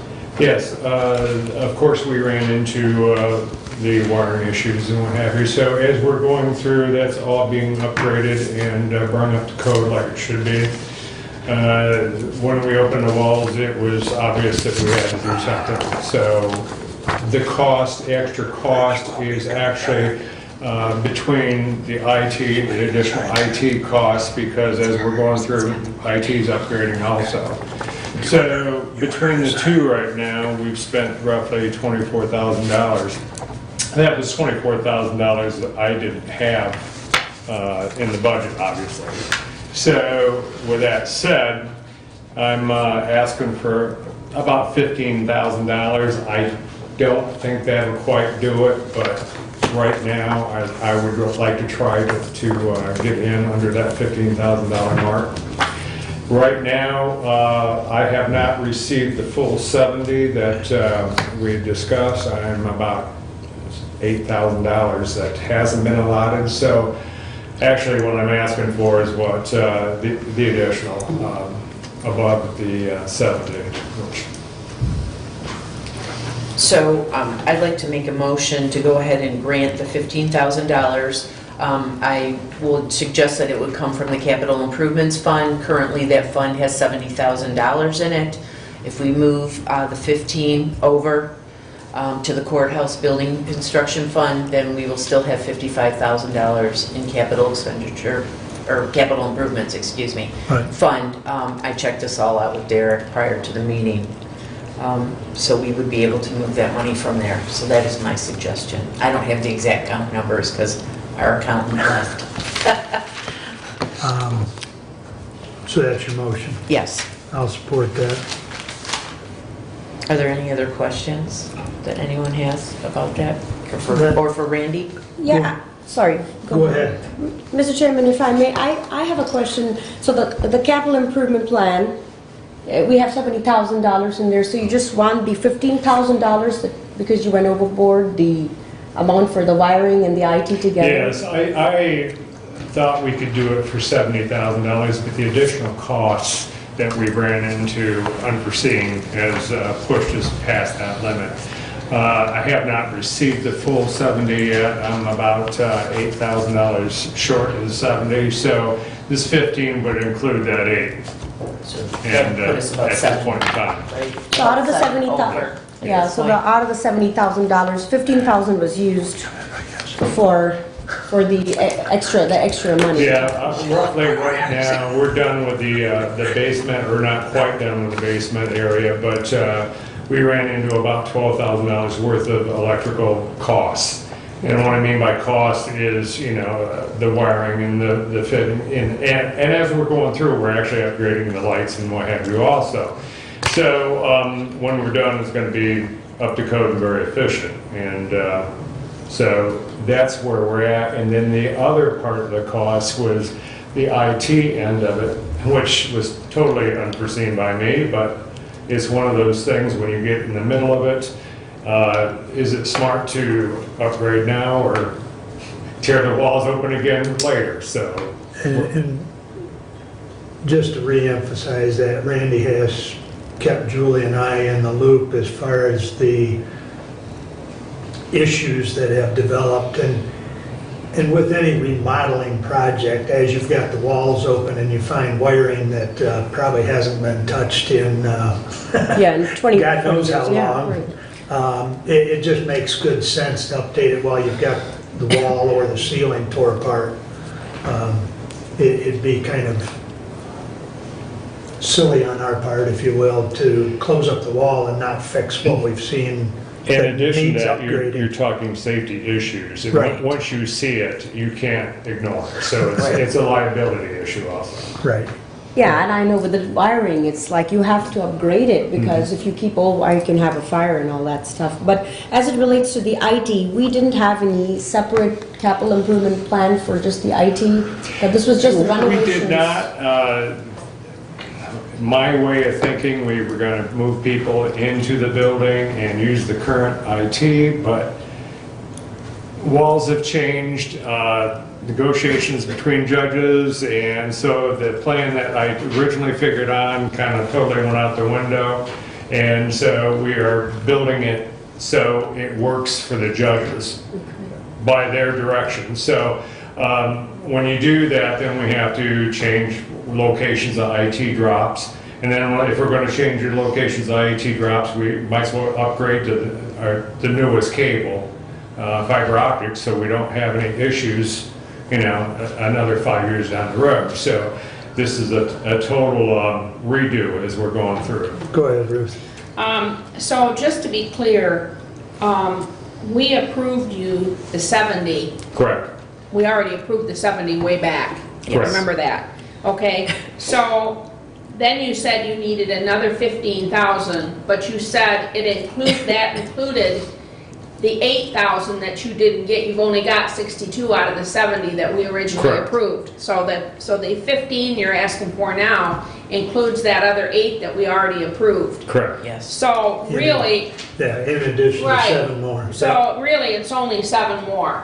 At this point. Correct. Okay, Yeah, okay. technically, that's Really correct. only at 7 more. Mhm. But you don't think that that's gonna really do No, it? I do not. How much more do you think it's gonna take I to do it? have You don't no know. idea.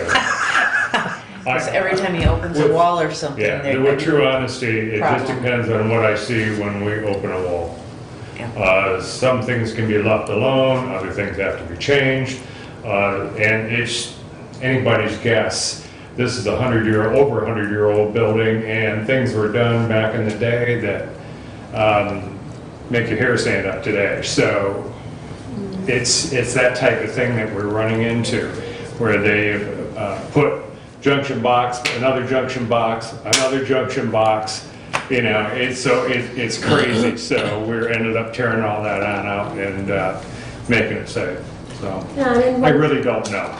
And I just want to commend you for coming and explaining, giving us a little bit of a breakdown. I appreciate that. But, sometimes I feel like, how we maintain our bodies. If we wait too long, we'll deteriorate. Like, this is what happened with the courthouse. I'm just wondering why the maintenance wasn't done on a structural basis, on a more compliant way, because now we wait here for so many years where all the coding of the wiring is all old. You have to upgrade that, plus you rip everything and you see IT issues. So okay, let's upgrade all that. That is a big expense, you know what I'm saying? I'm just saying that we wait for things too long when we can do on a yearly basis. I'm just saying, forgive me, but these are the things, if we would tackle it a little earlier basis, then we don't have to be overwhelmed with expenses like how we're now. I'm just overwhelmed looking at this. In Sorry. due respect, Yeah. this has been in my 5-year plan Okay. for I don't know how many years. And so it's been out there, it's just come home to roost, we have to do something. Right. Because now we're working on Right. the I building. understand. Thank you so much. Thanks. Any further discussion on the motion to advance 15,000 out of the, Capital improvements. thank you. But I think we should clarify that because we're really only taking, we're not authorizing, we already approved him the other 8. We approved him the 70. And he hasn't got the 8 yet, so he's gonna get that, but we already approved that. So we're really giving him another An 7. additional 7 We're for not a giving total. him 15. But we're moving 15 is what we're Well, doing. yeah, but we don't know. You said you talked to Derek? Yes, I did. Derek didn't move it yet? No. Okay, I okay. asked him if we could move it Okay, from there okay. to there, and if that would be the proper Okay. way to do it, and he said yes. Okay. Jody's busy It's- writing. It's my understanding there has been a resolution for that other 7. So Okay, So okay, that's why we have to say we're doing Okay. 15. okay. I'm good with it. So how, So That's fine. just so I'm clear, you already have 8 that's supposed to be giving to you, and you're asking for an additional 7, correct? To make 15. technically, yes. Okay, just so that I can put it in here right, which is how I will do the And I'm resolution. going off the Right. top of my head as far as the numbers. I mean, it's going to We'll be have to changed either follow way. the So, yeah. resolution. Yeah. It might not be exactly 8 and exactly 7. He'll, It's okay. you'll be able to get the numbers to Jody. Yeah, oh yeah, definitely. Okay. He'll get you the proper, exactly what the numbers are. So the board is friendly with me just taking that information from him and plugging it into the motion? Yes. Thank you. I think that's appropriate. Thank you, Jody. Okay, further discussion? Does Bruce know about this? You said you talked to Derek. Yes. But does Bruce know about this? I Does don't Bruce know. know anything about this? I have no idea. Okay. I know he met with Derek, I believe, yesterday, Okay, so okay. I would assume, but Okay, assuming is dangerous. but you didn't talk to him? I didn't talk Okay, to him. Okay, okay. Okay.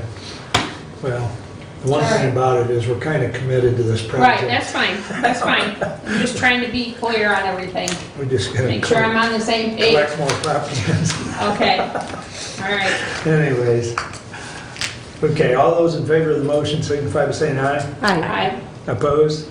Passes with 4 with 1 absent. Thank you. Thank you. Thank you, Randy. Thank you, Randy. Thanks, Randy.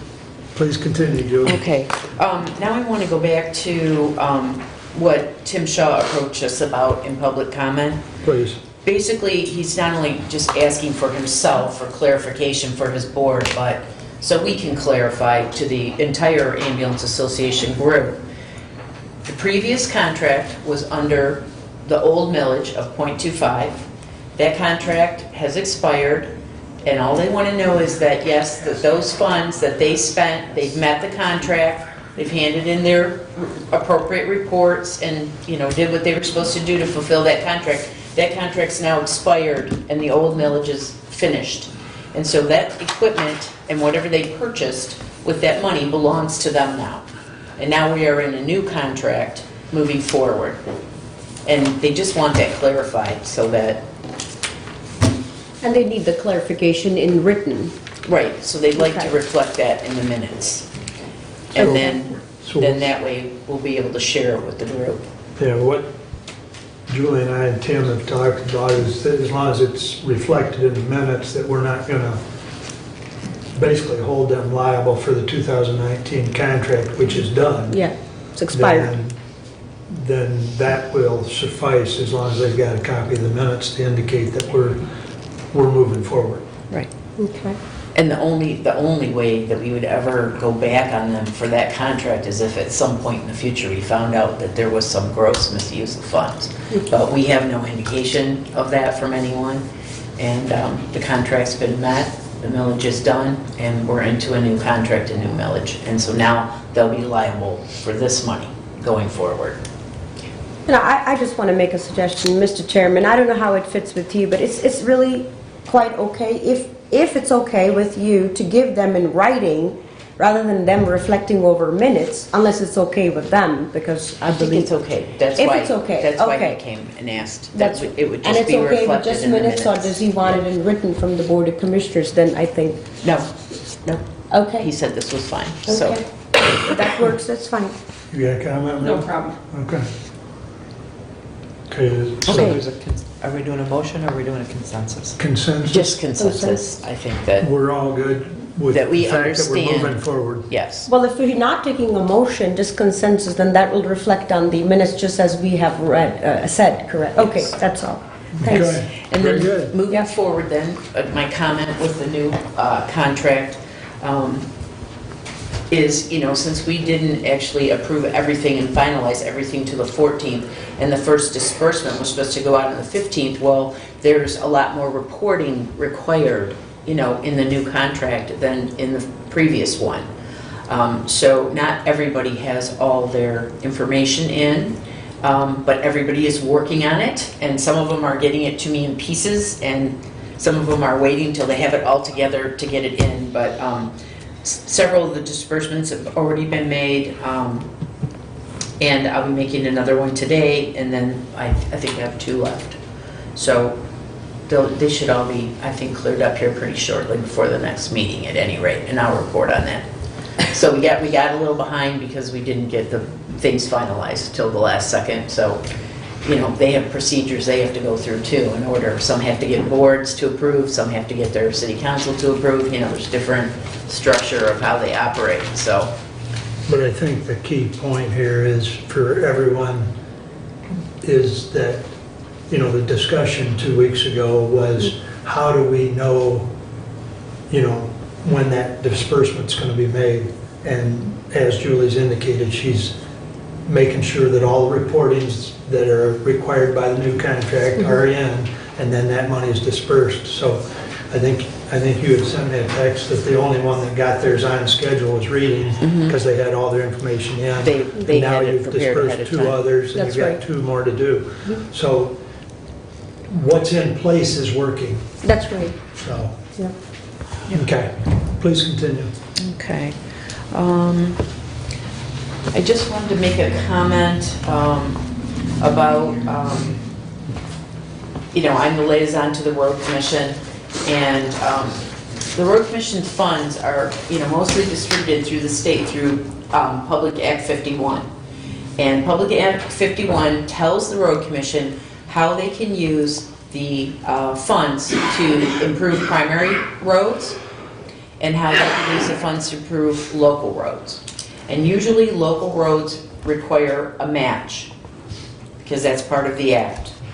And last year, the townships in the county, first of all, it's the first year, I don't know if it's ever, but in a long time, where every single township in the county did contribute and match funds to get work done. Several years in the past, there's been zeros on here. Last year, everybody contributed, and the townships contributed $793,134.06, which is a huge amount, for them to contribute. In past years, like in 2017, it was only $545,000. So it really helps the local roads go far when you can get township participation.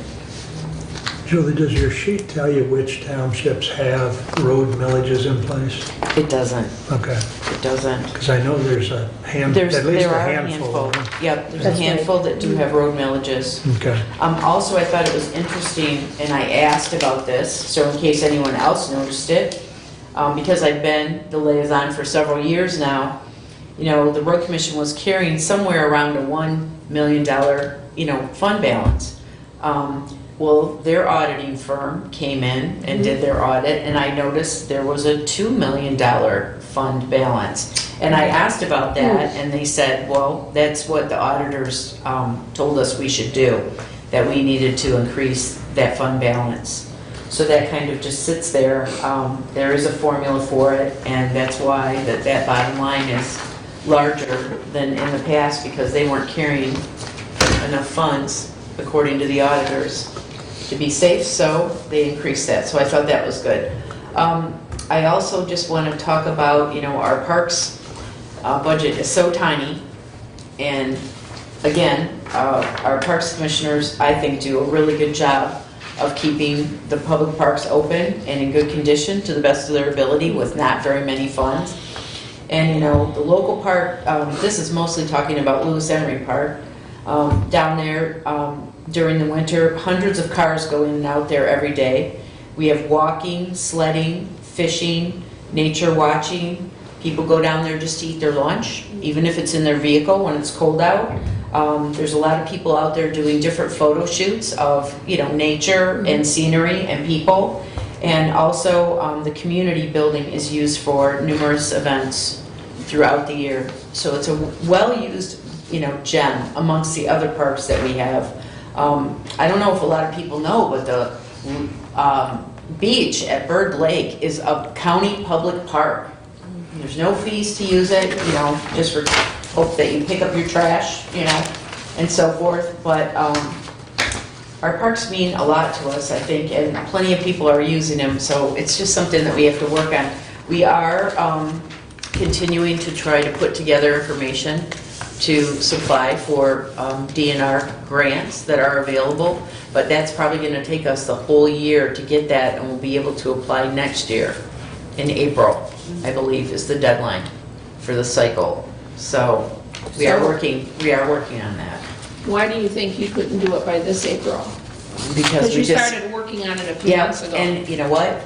Part of it is going to be, we have to have a 5-year plan, which is going to tie into the new county updated plan. A lot of the information will come from there, so that's why it will take us all year to put this together and work with the planning commission for the county, and then be able to submit for grants in 2021. So it's just a process, Ruth, it's a long process. And it's quite tedious if you've ever been to any of the presentations, and I've gone to all of them that, they've had. And it's great if you can qualify for them, but they require a lot of information. And it's, you have to gather it and it has to be current.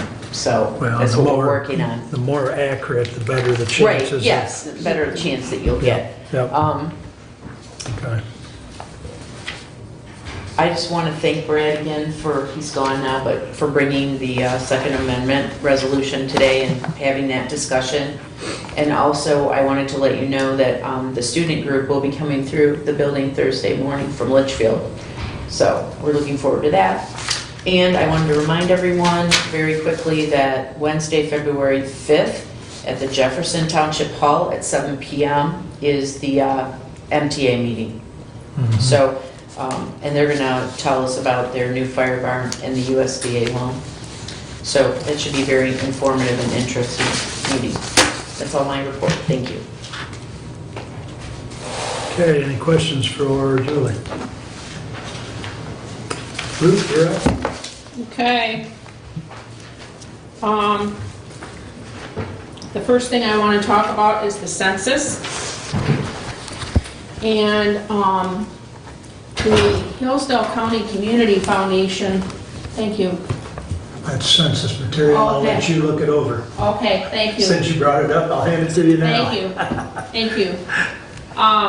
The Hillsdale County Community Foundation wants to put up a banner on the courthouse lawn advertising the census. And they want to put it up over by where the farmer's market sign is, so like facing toward Broad, where a lot of traffic comes through by the Fifth Third Bank. Broad and Bacon. Right. So, I am in touch with Randy about that and with the Hillsdale County Community Foundation. There will be no cost to the county because the Community Foundation is going to pay for the banner. But just so that commissioners know, if you see the banner out there, that's what it's for. There is a child care forum in Hillsdale on February 6th at 8:30 in the morning at Perennial Park Senior Center to address child care issues in the city of Hillsdale, which we have had for a long time and which we're still working on. Some of the questions that they're going to be asking and talking about, they're actually doing a Facebook poll. Here are the 3 questions we're looking for responses to in preparation for the upcoming child care forum. Have you ever needed child care for work but couldn't find it? At this time, is lack of child care keeping you from having a job? If you are currently not working due to a lack of child care, how old are your children? Birth to 2, 3 to 5 or older. Please visit the Great Start Hillsdale County Facebook page and share these 3 poll questions. The contact person for this is Stephanie Rathburn at Great Start. And so you need to reply. If you're going to go to the child care forum, they're going to have breakfast, and I think they want to have a count for that. So the Great Start website is greatstarthillsdale.com.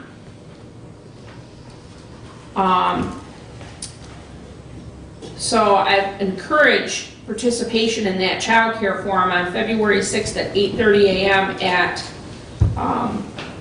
Perennial Park Senior Center. Today is the Senior Center Finance meeting and board meeting, which I'm going to go to. And I sent you guys all the material on that on the email in case you have any questions. They've done restructuring at the senior center as far as they hired a new person, Saul, who's working in the accounting department, and Wendy is not really finance anymore. She's director of operations. They've done some restructuring in their leadership there at the senior center. The other thing I wanted to mention was there was a meeting in the city of Hillsdale on Saturday that I went to, and there was a lot of people there. It was a good turnout. It was a joint meeting between the Hillsdale City Council, Hillsdale City Planning Commission, Economic Development Corporation, and TIPA. And the facilitator was Dean Appler, who is the chair of the EDC in Hillsdale. He did a good job. And what the purpose of this meeting was is mainly to, the city of Hillsdale is going to be updating their master plan this year, and so Alan Beaker wanted discussion for that, but they also wanted to try to get everybody on the same page and focusing, and so Dean had us write a vision statement and trying to coordinate our goals so that we're all kind of pulling in the same direction and pulling towards the same goals and just getting us all on the same page. So I thought it was a good discussion. If you didn't get to go to it and you're interested in it, you can go on Penny's webpage and it's on there and you can watch it. She taped it. I'm sure several people taped it, but there is a tape and it's on. No, I'm the only one that. Okay, well, I know the tape is on there because I watched it. So you can click on her webpage and you can watch that tape if you want to. It was about a 2-hour meeting that we had on Saturday morning. And then the other thing was my community conversation that I had was good. We had some new people show up. The DNR officer showed up, and I thought it was very good. It was a different topic, an interesting topic. They gave a lot of facts that a lot of us didn't know about Hillsdale County. And they talked about the coyotes on the southwest edge of Hillsdale, and they said that really the only thing you can do about them is trap them or shoot them. So we talked a little bit about that. Where is that tape on? Is that tape? It's not on, I looked on your webpage and it's not on there. Where's that tape at? John came and taped it. The internet wasn't working there. The signal at that building doesn't work very well. Okay, And so their internet is down, so he got about 20 seconds. that's all I got? Okay. All right. So unless there's any questions, that's my report. Can I just make a comment? Yes, ma'am. I wanted to comment about the census that Yes. you talked about. I have a really good flyer here and I can share it with everybody. I just want the county residents, our constituents, to understand how important it is to participate in the census. It's all about fair representation and the type of money that will come back to the county. The federal government will distribute approximately $1.5 trillion in federal funds for schools, hospitals, roads, and public works, just for example. It also is the law, for one thing, to participate, and it also determines how many seats we get in our state for the Congress, for the House of Representatives. That's how they determine how many seats we get. They say that it's predicted in Michigan that we are going to lose seats possibly. So it's really important to be counted. The census begins in March. You can do it online, by mail, or by phone. It's your choice. And the Census Bureau just wants you to remember that the Census Bureau will never ask for your social security number, bank or credit card information, political party information, or donations. They do not ask for any of these things. So if somebody contacts you and starts asking you questions like that, they are not from the census. Yeah, if you would send that out, that'd be good information. Go copy to all of them. That would be great. Thanks. Any other comments or questions for Ruth? Okay, thank you. I have one action item. 20014. Board of Commissioners, whereas the Hillsdale County Drain Commissioner, as the delegated authority designated by the Hillsdale County Board of Commissioners under Part 307 of the Natural Resources and Environmental Protection Act, Act 451 of 1994, as amended Part 307, has the responsibility to maintain the lake level of Crystal Lake, and whereas a special assessment district was established for Crystal Lake located in Somerset Township, Hillsdale County, Michigan, under Part 307, specifically MCL 324.30704, and whereas the Hillsdale County Drain Commissioner held a public hearing as the delegated authority for Crystal Lake Level District for Hillsdale County on January 23rd, 2020, to review the computation of costs of the project and the special assessment roll consistent with the requirements of Part 307, and whereas the board has reviewed the computation of costs of the project and the special assessment roll, now therefore it be resolved, the board approves the computation of costs of the project and the special assessment roll as provided by Hillsdale County Drain Commissioner. Number 2, the special assessment roll with the assessments listed shall be final and conclusive unless appealed in court within 15 days of the adoption of this resolution. 3, the Hillsdale County Clerk shall forward to the Hillsdale County Drain Commissioner a copy of this resolution so that action can be instituted by Hillsdale County in an expedient manner. Number 4, all resolutions and parts of resolutions insofar as the same may be in conflict herewith are hereby binding, or hereby rescinded, excuse me. A lot to read here. The resolution approved this 28th day of January 2020 by the Board of Commissioners of Hillsdale County. I approve for adoption. Support. Moved and supported. Now, I asked Aaron to give me a little cheat sheet. I won't be afraid to give credit where credit's due, because some of this I can remember, because this has been a process ongoing for quite some time. And if you remember, about a year ago, more or less, we gave Matt the authority to proceed. So Crystal Lake, the legal lake level for Crystal Lake is 1,041.25 feet above sea level year-round. And it was a judgment, as far as the lake level, signed 7/29/1975 by Judge Kenneth Preedy.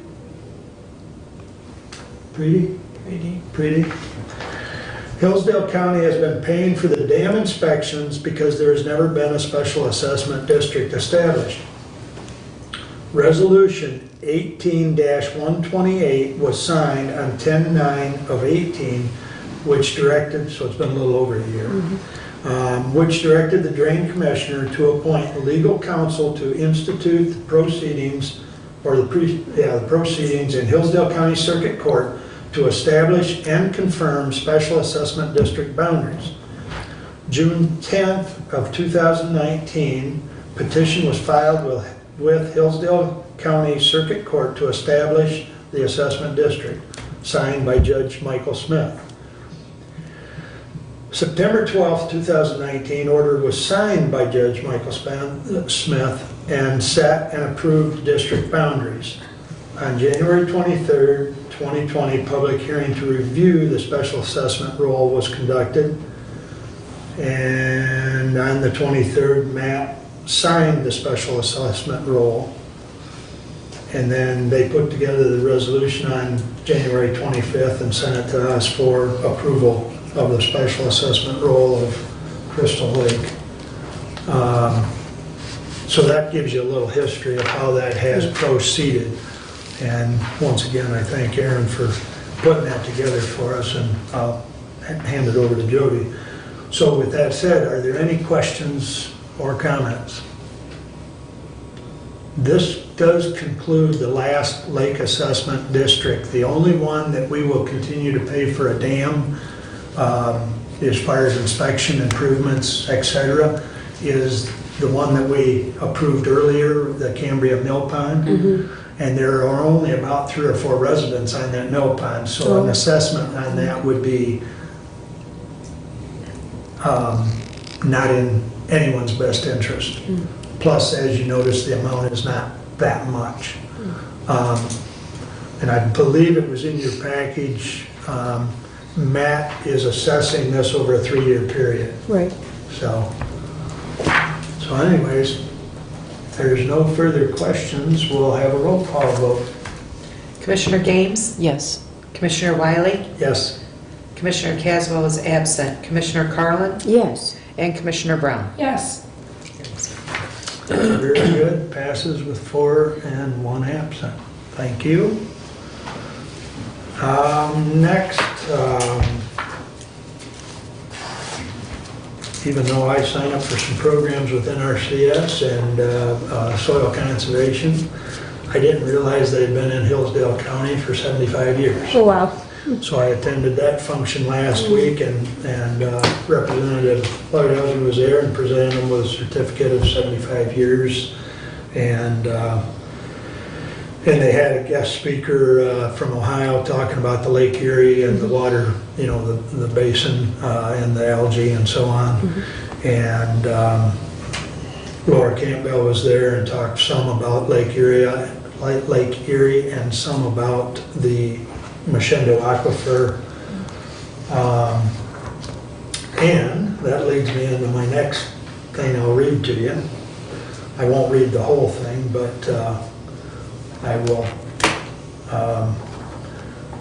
It is a citizen advisory, a public release from the Ohio Environmental Protection Agency. Ohio EPA approves proposed well site. Artesian of Pioneers application to site a drinking water well near the village of Fayette has been approved by the Ohio EPA. The action only approves the siting of one well at the location. Approval of a single well site is different than approving detailed plans for a new public water system, and it is the first step in a multi-step process required if a new public water system is planned. And it goes on to explain a little more of what the next steps are and so on. I spoke with Brian Davis, who, as I told you, is the chair of the Ohio, Michigan, Indiana Council of Government, and he has been informed that all the municipalities around Toledo that were potential clients of Artesian of Pioneer have signed contracts with Toledo. So I don't see this project, you know, he's got approval for a well, but now he's got no clients to sell water to. So I think it's, as Brian and I talked, it stands merit to continue to be watchful and continue the process of what we're doing. While we were talking, he also informed me that Ohio EPA is about 2 weeks away from approving the start of the project that we, with USGS as far as the geological survey, which that will extend into Michigan and into Indiana. And we have sent a letter to, I think I told you last time, maybe, I don't recall, but we have sent a letter to Senator Shirkey. Mike Shirkey, yes. Yeah, I remember that. And Eric for funding from the state of Michigan. So, but that's the latest on that. And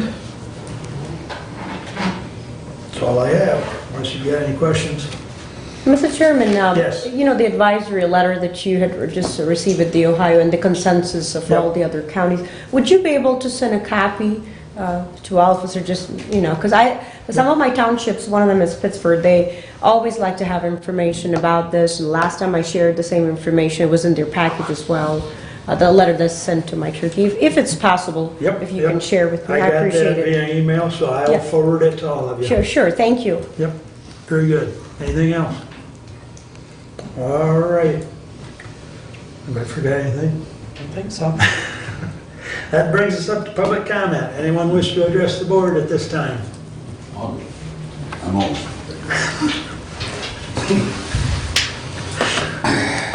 Yes, Bob. Thank you for recognizing me. First off, I want to say is I came in here the last meeting letting you know about a recall on the road commission, and simply I cannot. I dropped the ball. So, but going to quit. Thank you for your info about the 1 million to the 2 million, but as it stands, that was a lot of robbery of money from the people that actually contributed under that, what they call, donation monies that we give as contribution. There was no accountability on the paperwork, and I think if you'll find, there is a lot of unreasonable amount of money that's going out there that we should not have had paid for. And as well said by Mr. Bill Watkins, 40 years has gone by and nothing has gotten done to these roads. Well, Bill Watkins and so is Mr. Godfrey, as well as Park, have been on those road commissions. And out of the 25, 27 years that Bill's been there, 25 or whatever, 23 for Mr. Godfrey, and the roads still aren't done. So don't account for being worthy of being on that road commission and making the commitments as you do to say we have gotten the roads done. The next I want to say is over here, Sheriff Parker, I blamed you for a lot of different things. You had a lot of lawsuits, that's just the way it is. But the demand for this millage stuff started last year. It was sort of corrosive in a way. You had your undersheriff, Mr. Albright, Captain Albright, standing in turn saying people are leaving and leaving because not enough money. I just got done talking with several of yours, which includes 4, and I will not initiate their names, that they did not leave because of the money. They left because of the attitude and the way that Captain Albright himself asked them for the most unethical doings of a sheriff department. They did not want to be under him. You have got something that you shouldn't have there, and he shouldn't be gone. Unreasonably, he shouldn't. The embarrassment to this county for what he has included you once you forgave him. So I hope that, at least my words, I'm not against you. I think you're a good Christian man. I'm not throwing that at all. So anyway, thank you for listening. Anyone else wish to address the board? Thank you. Additional business, Julie? No. Nemo? Yes, Mr. Chairman, I just wanted to let everybody know, especially the folks out here, that Hillsdale County Planning Commission for the 3-year term, I am still looking for a city/village representative. So if anybody from city side of the Hillsdale, village side, would really like you on board, if you're interested to join us in the Planning Commission. And we'd like to fill that spot. Same thing with one of my other townships that I'm serving is Pittsford. They are looking for 3 planning commissions to fill in their positions with the board and 1 board of review. So if anybody's interested, anybody has the time, that would be great. Another last thing that I actually mentioned at the planning commission meeting that I had yesterday, there are so many great people who have this really great assets. They have education credentials, and they have the willingness to participate in planning commission, a lot of board meetings, but they're not able to come simply because the meetings are held at 1 o'clock, when people are working, mornings and people are working. Everybody's out there paying for their taxes and villages that have been slapped on. But nevertheless, my only recommendation was just a suggestion that it would be nice to see our planning commission, some in that committee, to have it in the evenings where we can have more folks come in, like 6 o'clock, 7 o'clock, that will work as well, where our working class can participate as involvement. So what was the feedback when you suggested that? There were a lot of nods, yes, because we are still looking for folks who are so credentialed, but again, people they have to work, they have to feed their families, so it's hard. We'd like to see Did they change it or keep? They will take it into consideration. Thinking about it. Yes. Okay. Yes. Okay. Ruth? No, sir. Yeah, 2 quick things. The medical care facility is still, they went through another survey and they're still a 5-star, and so that's right where we want to be. They also met their number of Medicaid days, so they're going to have a savings going forward of about in the neighborhood of $40,000-$45,000 a month, which is huge. And then the health department, We rotate around the leadership role over there, so starting a new year, and we had our meeting last week, so it's Bruce's turn to chair that board this year. We also had quite a little bit of discussion on the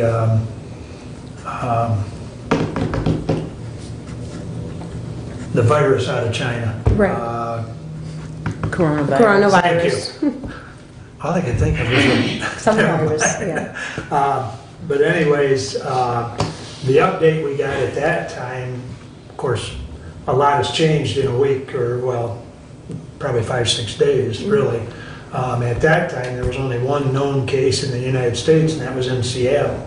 Hence, then, I saw a news bulletin. I think there's 2 in Seattle now. There's 3 they're looking at in the Chicago area. There was about 3 in the New York area, and there's actually 2 in Michigan now. They're not confirmed cases, but they're looking at them. So CDC is on top of it, but you know, it's another one of those viruses.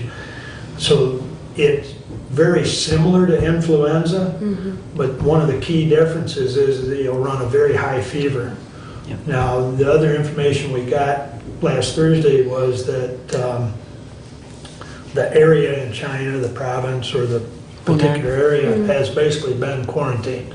Nobody in, nobody out. So they hope that that'll slow it down, but how many have already come and gone? Right. Yep. So anyways, that's all I have. If there's anything else, if not, we stand adjourned. Thank you all for coming. My daughter's in Thailand right now. Yeah, so I'm not very thrilled. And that little bit, the other gal who brought in the numbers on, I think it's on like page 3 Bruce is gonna and so have on. to chair the She's Lifeway Board too for one admitting it. meeting. And I think you brought the Because they subject made up was him the vice chair. cost of having someone And the administer. chair already said for there was gonna be investment one meeting. point